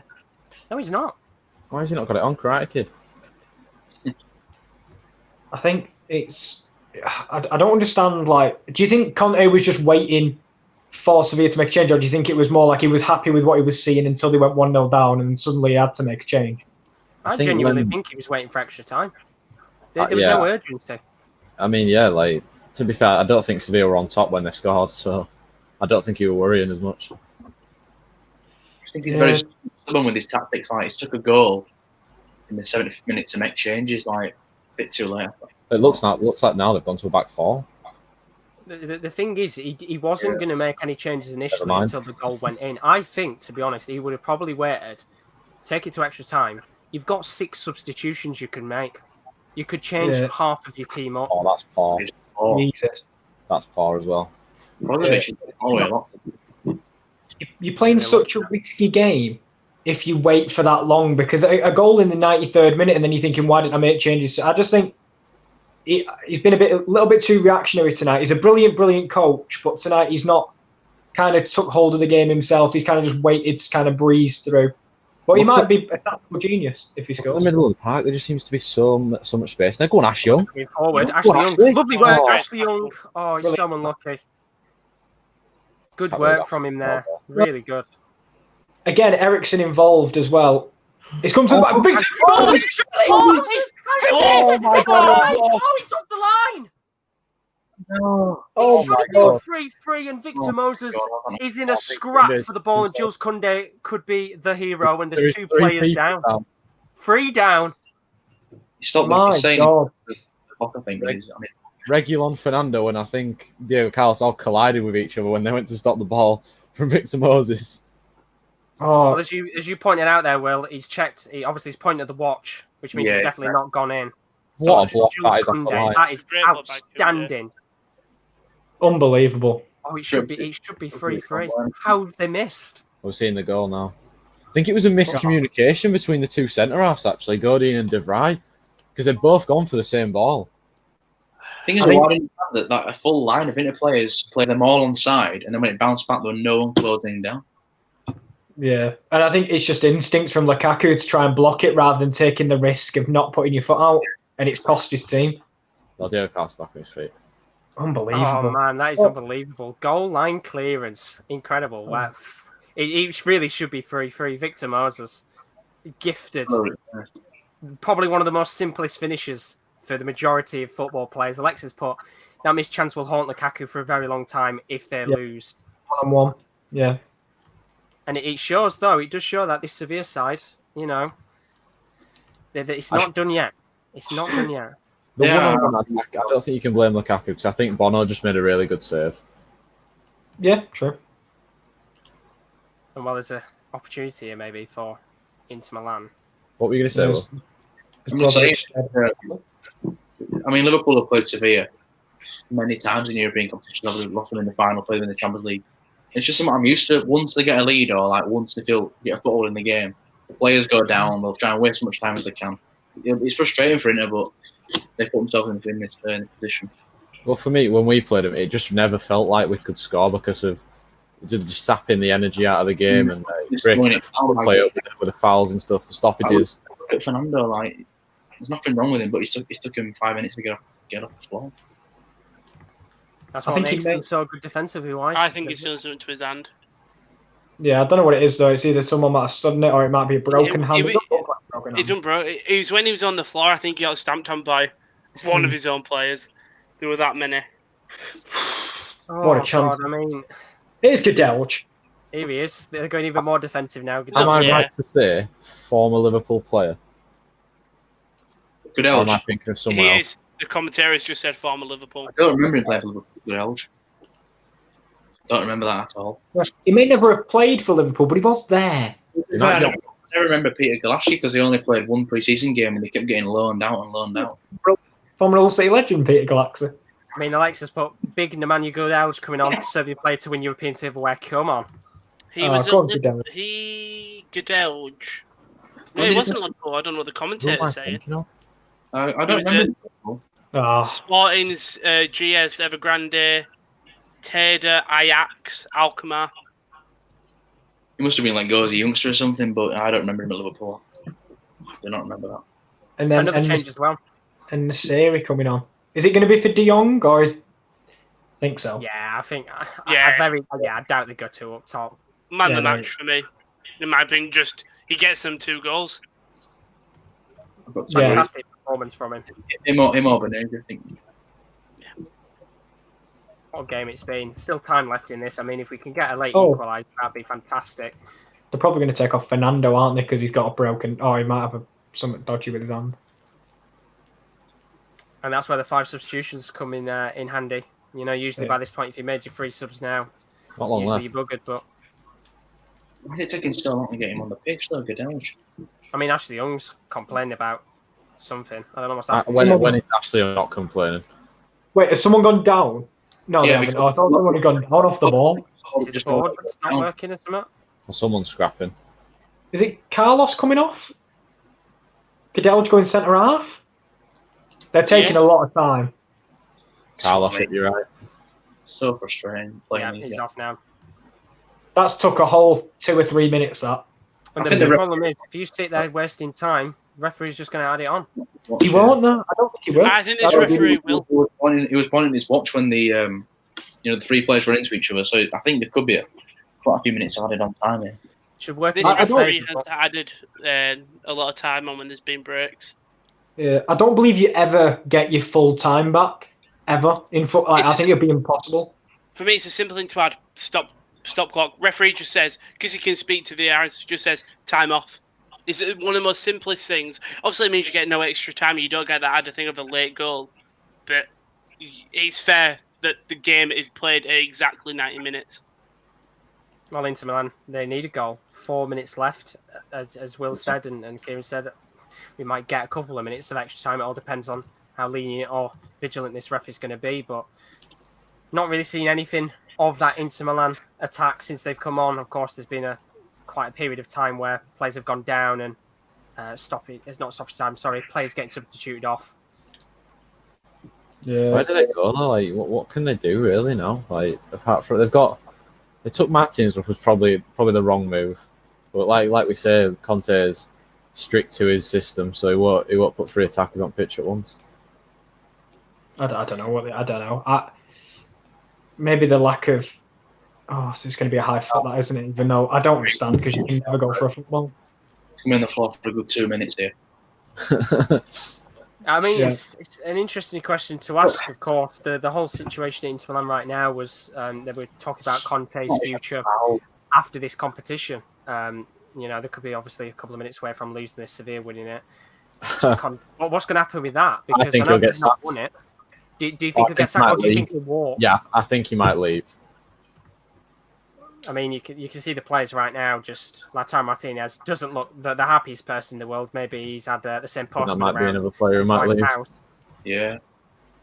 I mean, Barcelona sweeping around him. You never know. That's going to be. But right. See, yeah. See that I believe that was more of a foul than Brozovic's was. Yeah, that. I don't know. It just seems like the confidence. Look, there. like- It's just filtered out. Oh my god! Come on. Sevilla, they just know how to win these tight But- games. They are But very it doesn't get given the other. Let's have a look. Didn't touch him, did he? Never a No, foul. didn't touch him all. Shouldn't be a foul, that. But then referees. They know how This to is what- bend the rules. This is why people take the piss out of footballers. Like, this is why they say they're like fannies and that. Yeah. They go down. I'm going to put 90 minutes on the clock. It is the 89th. Oh, why? Ericsson, is he offside? He's on. I think he's just on. That's Ericsson. poor. Took a bounce. That's a Gonna go back to goal. what? I don't think Sanchez were expecting it to come to him. He just won. I mean, penalties. Want to go.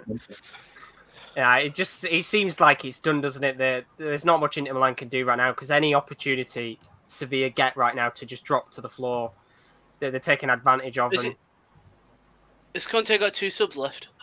Yeah. He does. Well, Who do you bring I've looked on? at that bench. Candreva. And there's one of them. Candreva. The only attacking players are Candreva, that young kid that came on the other day, Josh, and Borja Valero. Borja Valero. Borgia. Why not just bring on Esposito for the other centre back? Proper go for it. Well, that's Candreva's strong come on now. Candreva for Godin. It's got to be 4. It's got to be a 4 at the back now, which is with 1 minute to go. Just go for fucking 2 at the back. If you're gonna lose 3-2, you might as well lose 4-2 trying to win the game. How much at a time are we thinking here? 4, 5 5. minutes? 5. It's got to be minimum 5. I'm going to go 7 just for I'm a going ball to down there. I'm going to say 7 minutes. It's going to be 1, isn't it? They're going to put 1 minute and just get everything ever happening. Come on. The refs got 3-2 to Sevilla. 6 minutes. 6 Which minutes. is, if you think that probably is how long it took. Probably is about Yeah, I right. think that's the right. With the right. Carlos injury, I don't think they've took into account little stupid ones by Munir and stuff, but Come on. We want 3-3 for some extra time action. But with the way it is right now, Inter Milan, Get in, nothing to Crossed make it in. anything. Got to loft it in now. Go on! oh, Well, that's the chance. I mean, Candreva. Just come on as well. oh. when you look at that, it's not the easiest opportunity in the world, but you'd expect him to do much better. They've got a corner. That's I it. think It's quick. Ericsson, No, they're going to let the centre backs get up. Get Andanovic up. go on, Andanovic, go up. Such a scared. poor ball. Get it towards Alexis Sanchez, tallest player on park. We want to see 96 minutes. Samir Handanovic, 3-3. Oh, that'd be fucking limbs, that. Here they come again. It's going to be a slaughter of attacking. Oh, No, What a surprise. Look at that Sucked him again. off. It's never a foul again. Well, it's not a slaughter of attacking action. It's a slaughter of Sevilla players dropping down to the floor. Yeah, Carlos looks fucked. I think he's I just don't know. annoyed he's had to come off on a European. I think No, he's injured. Tired. I think he's genuinely injured as well because he looked like he was crying. Unless he's crying. He was crying there. I just thought it was because he's come off. Or he just It's believes final. that they've won it already and he's crying that they've won it. Maybe he had 3-3 with Candreva to score last goal, and he's just absolutely Maybe not. God. Here we go. Maybe Handanovic can go on a bombing run. Shoot Handanovic. There's it off. Handanovic up front, why not? Go on. No keeper. We've still got Padelli on the bench. Bring Padelli on. Do an Adrian. Take your gloves off and just go up front, why not? Adrian scoring that goal against West Ham buddy under 23s or something. When David James came on for Man City. I remember you can see the players on the bench. Liverpool were in a pre-season tournament and they've run out of outfield players to put on, and they got like one of the players got a knock. So the keeper, Shamal George, they had to stick him up front. And he was a goalkeeper. He looked so lost.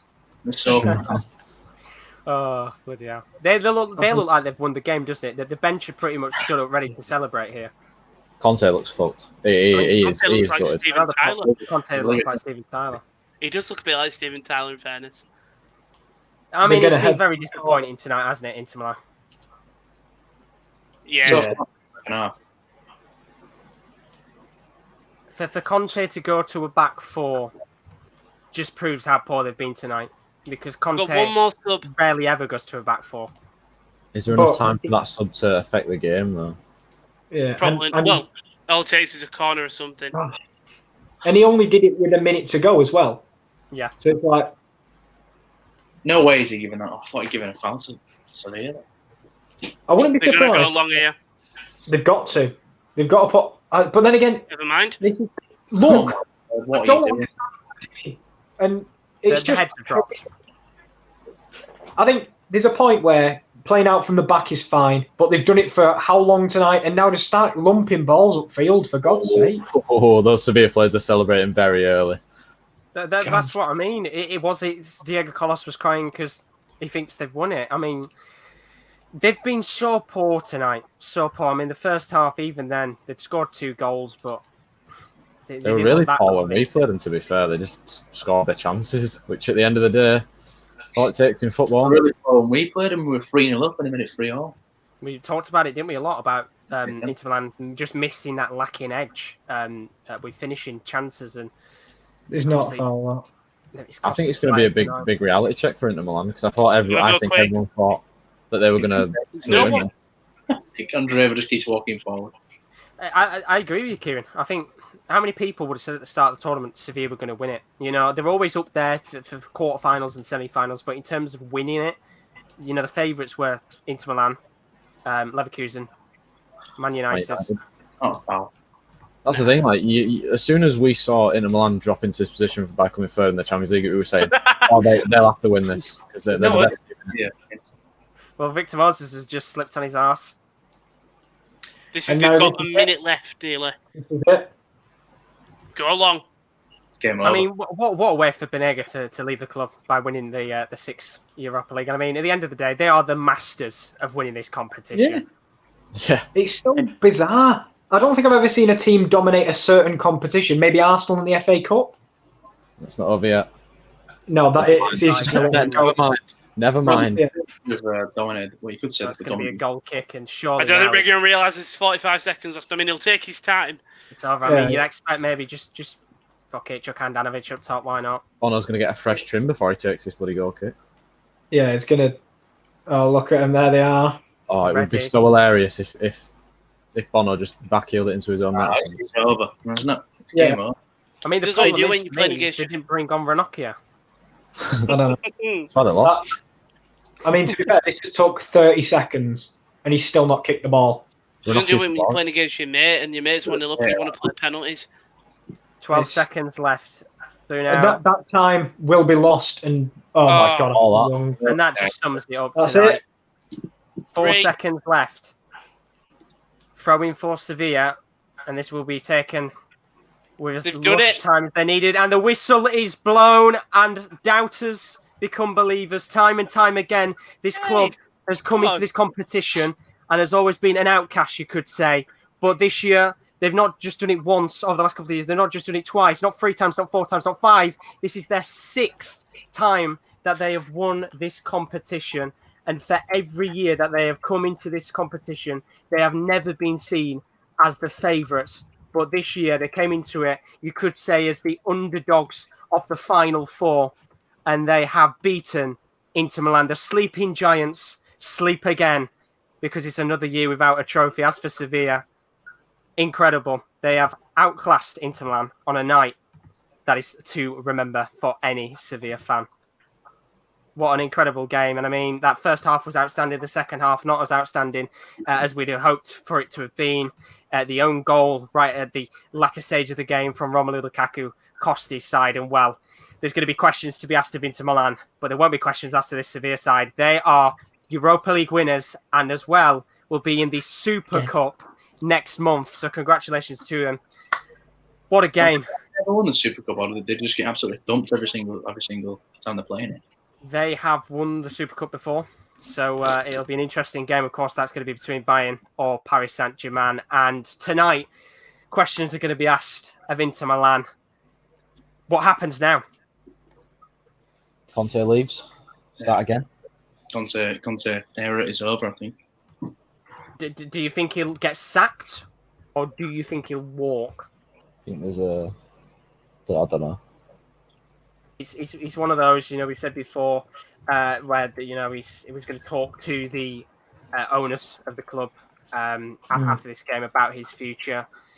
Sevilla coming out as the winners. He's complained about signings at the club, and probably tonight he'll complain about it a little bit more in that post-match conference. But you can see right now Sevilla players and staff celebrating. They deserve it. It's their night. Incredible performance. Genuinely so happy for Julian Lopetegui because he was ousted from the Spain squad because of the Real Madrid. He was chased out of Madrid, and I don't think he got as much time as he maybe needed. And tonight, I feel like that really is him back to really showing that he's a managerial genius. And as I say, he was crying earlier. And I wanted Inter Milan to win, but they were the better team on the night, and I think the right team has won the trophy.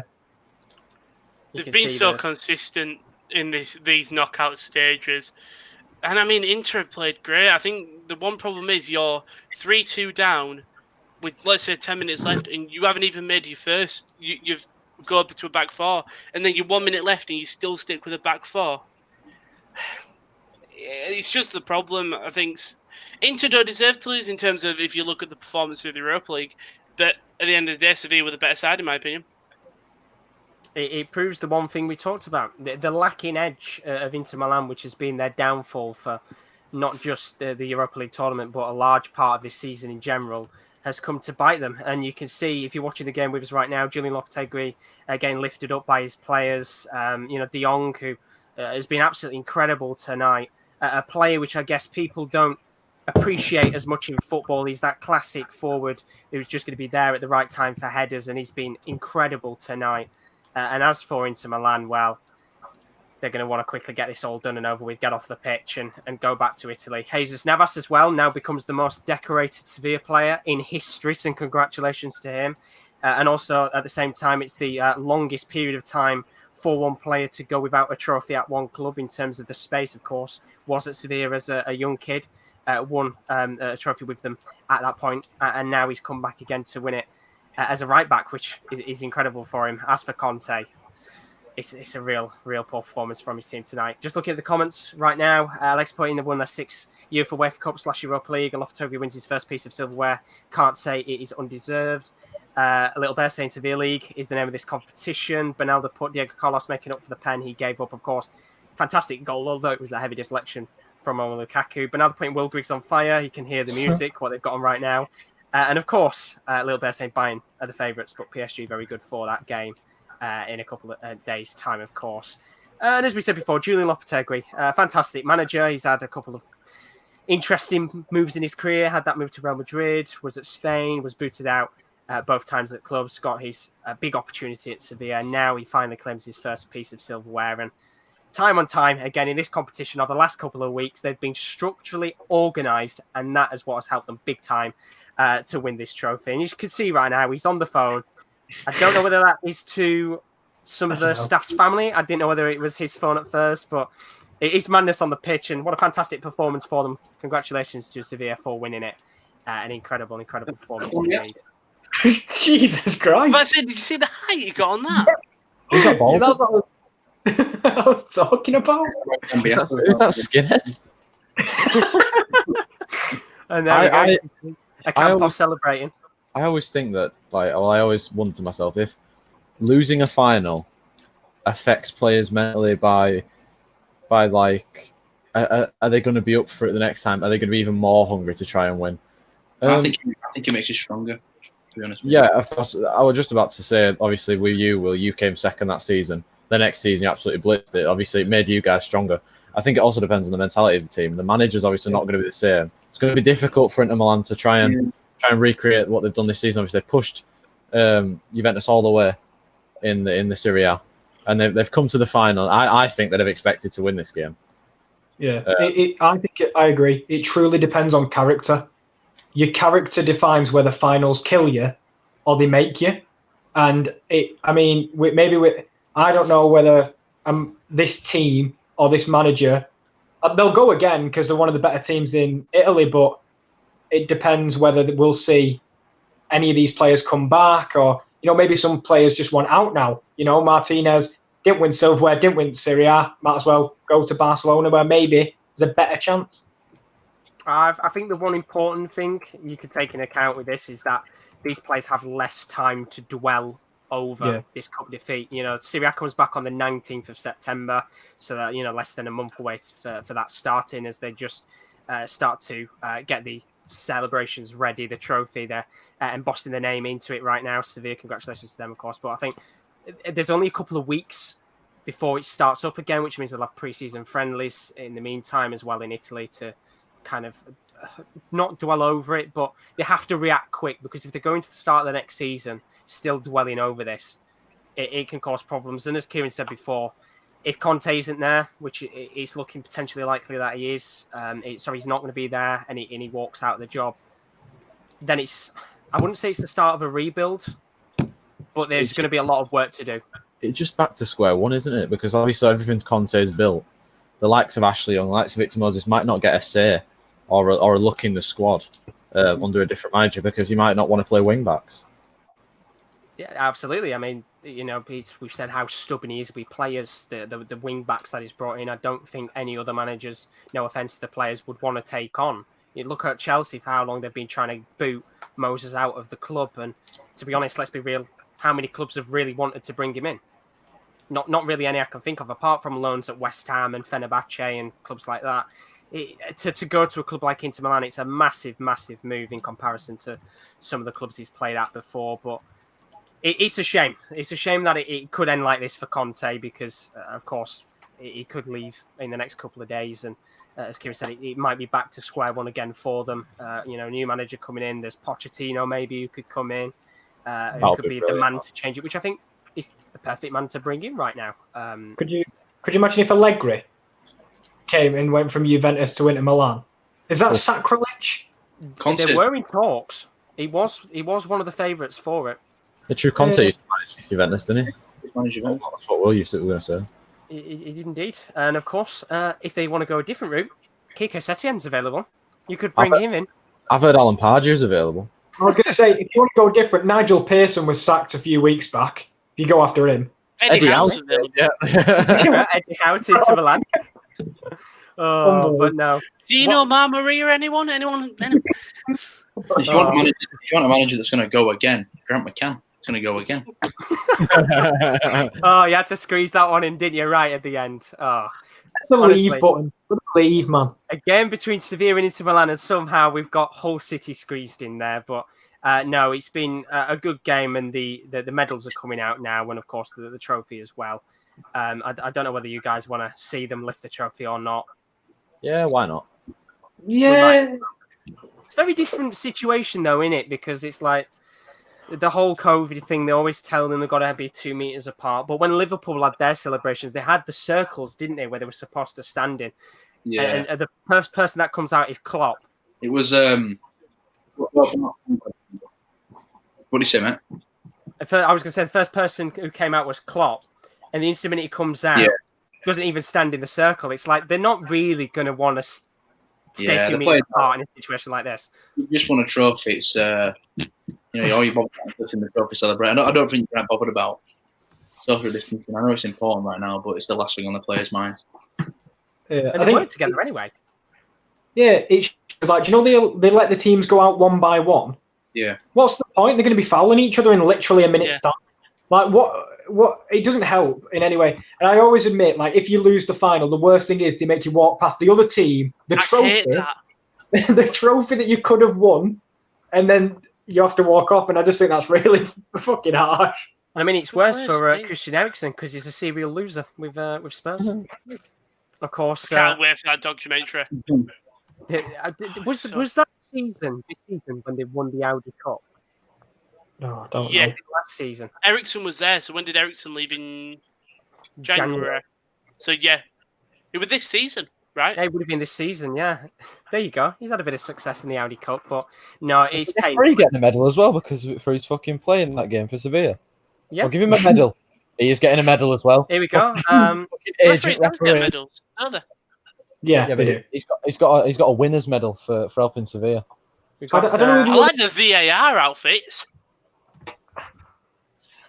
They look like fucking school children. They look like the Pakistani cricket team. The Pakistani cricket team have got like a green polo. I swear I've seen them in green polo shirts. Don't ask me how I know that. Well, they're coming to Milan. They're celebrating Sevilla's win as well. Look at them. Oh. Loving it, aren't they?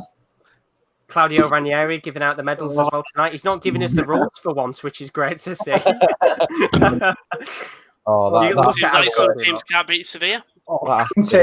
Contest fuming.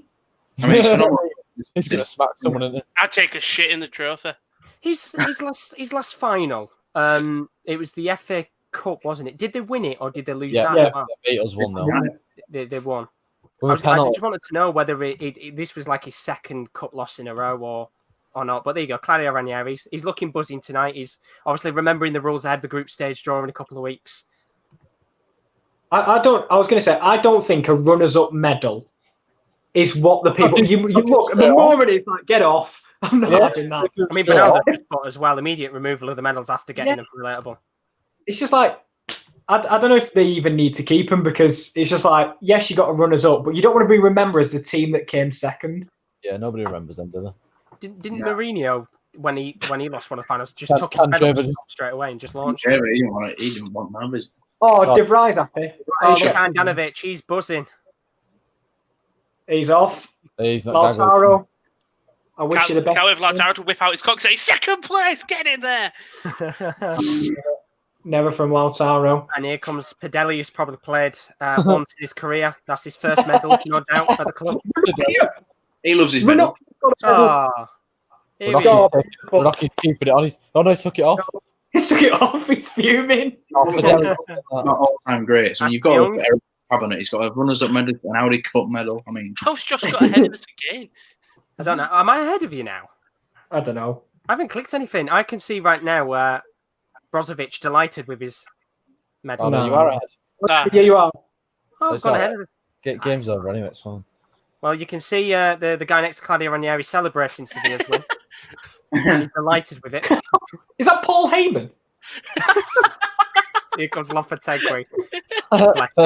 It looks like Marcelo Bielsa.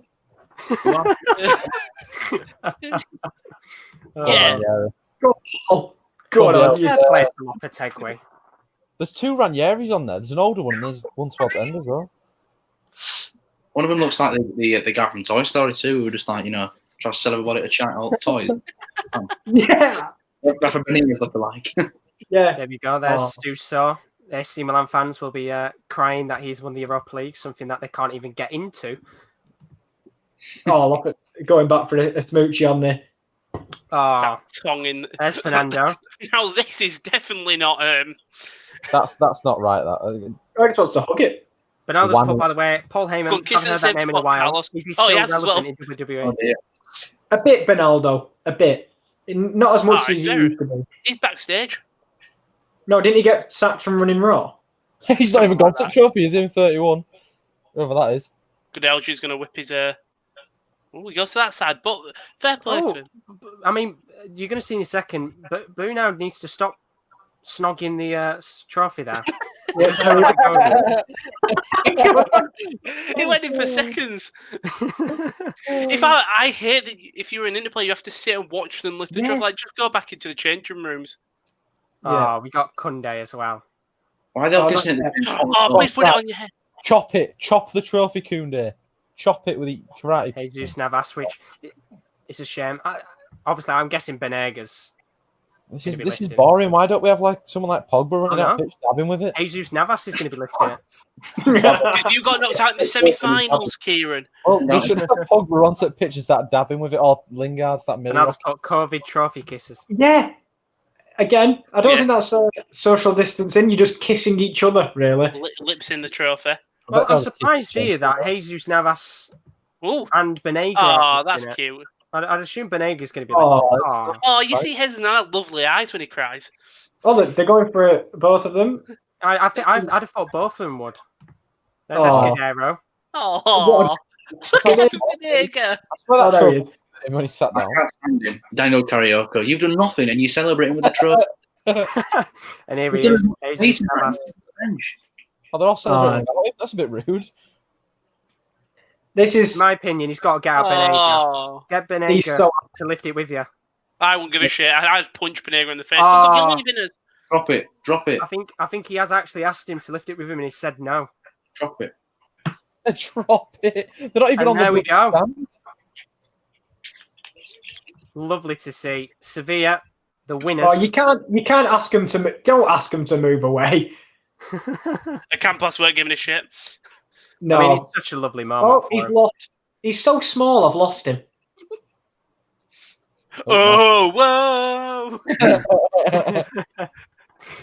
Oh, it's beautiful. It's a lovely moment. I get the karaoke. Come on, everyone, sing the theme with me. Even if you're the Inter players. Come on, guys. It's a great song. And there you go. Big fan of Sevilla. I'm guessing that's the club's president who's giving Lopetegui a hug. Nah, it's just anyone. Oh, Polly. Yeah. On Bielsa. Oh. Arsenal fans on Twitter, we might not be in Europe this season, but we had the best trophy lift this season.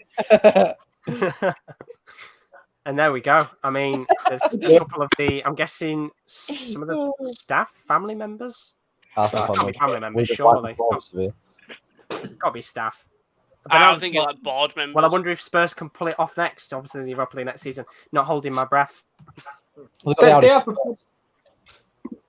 a good chance, to be fair, Spurs, at winning this tournament. It's at least it might be something. Mourinho likes the Europa League, so. And there we go. Team Porto coming up together. Benega and Navas at the front. Beautiful stuff. And then Campos has snuck in at the front as well. He loves it, doesn't he? Benega's blocking Koundé's head. No, he's not. There we go. Koundé's coming. Oh, Alexis put, by the way.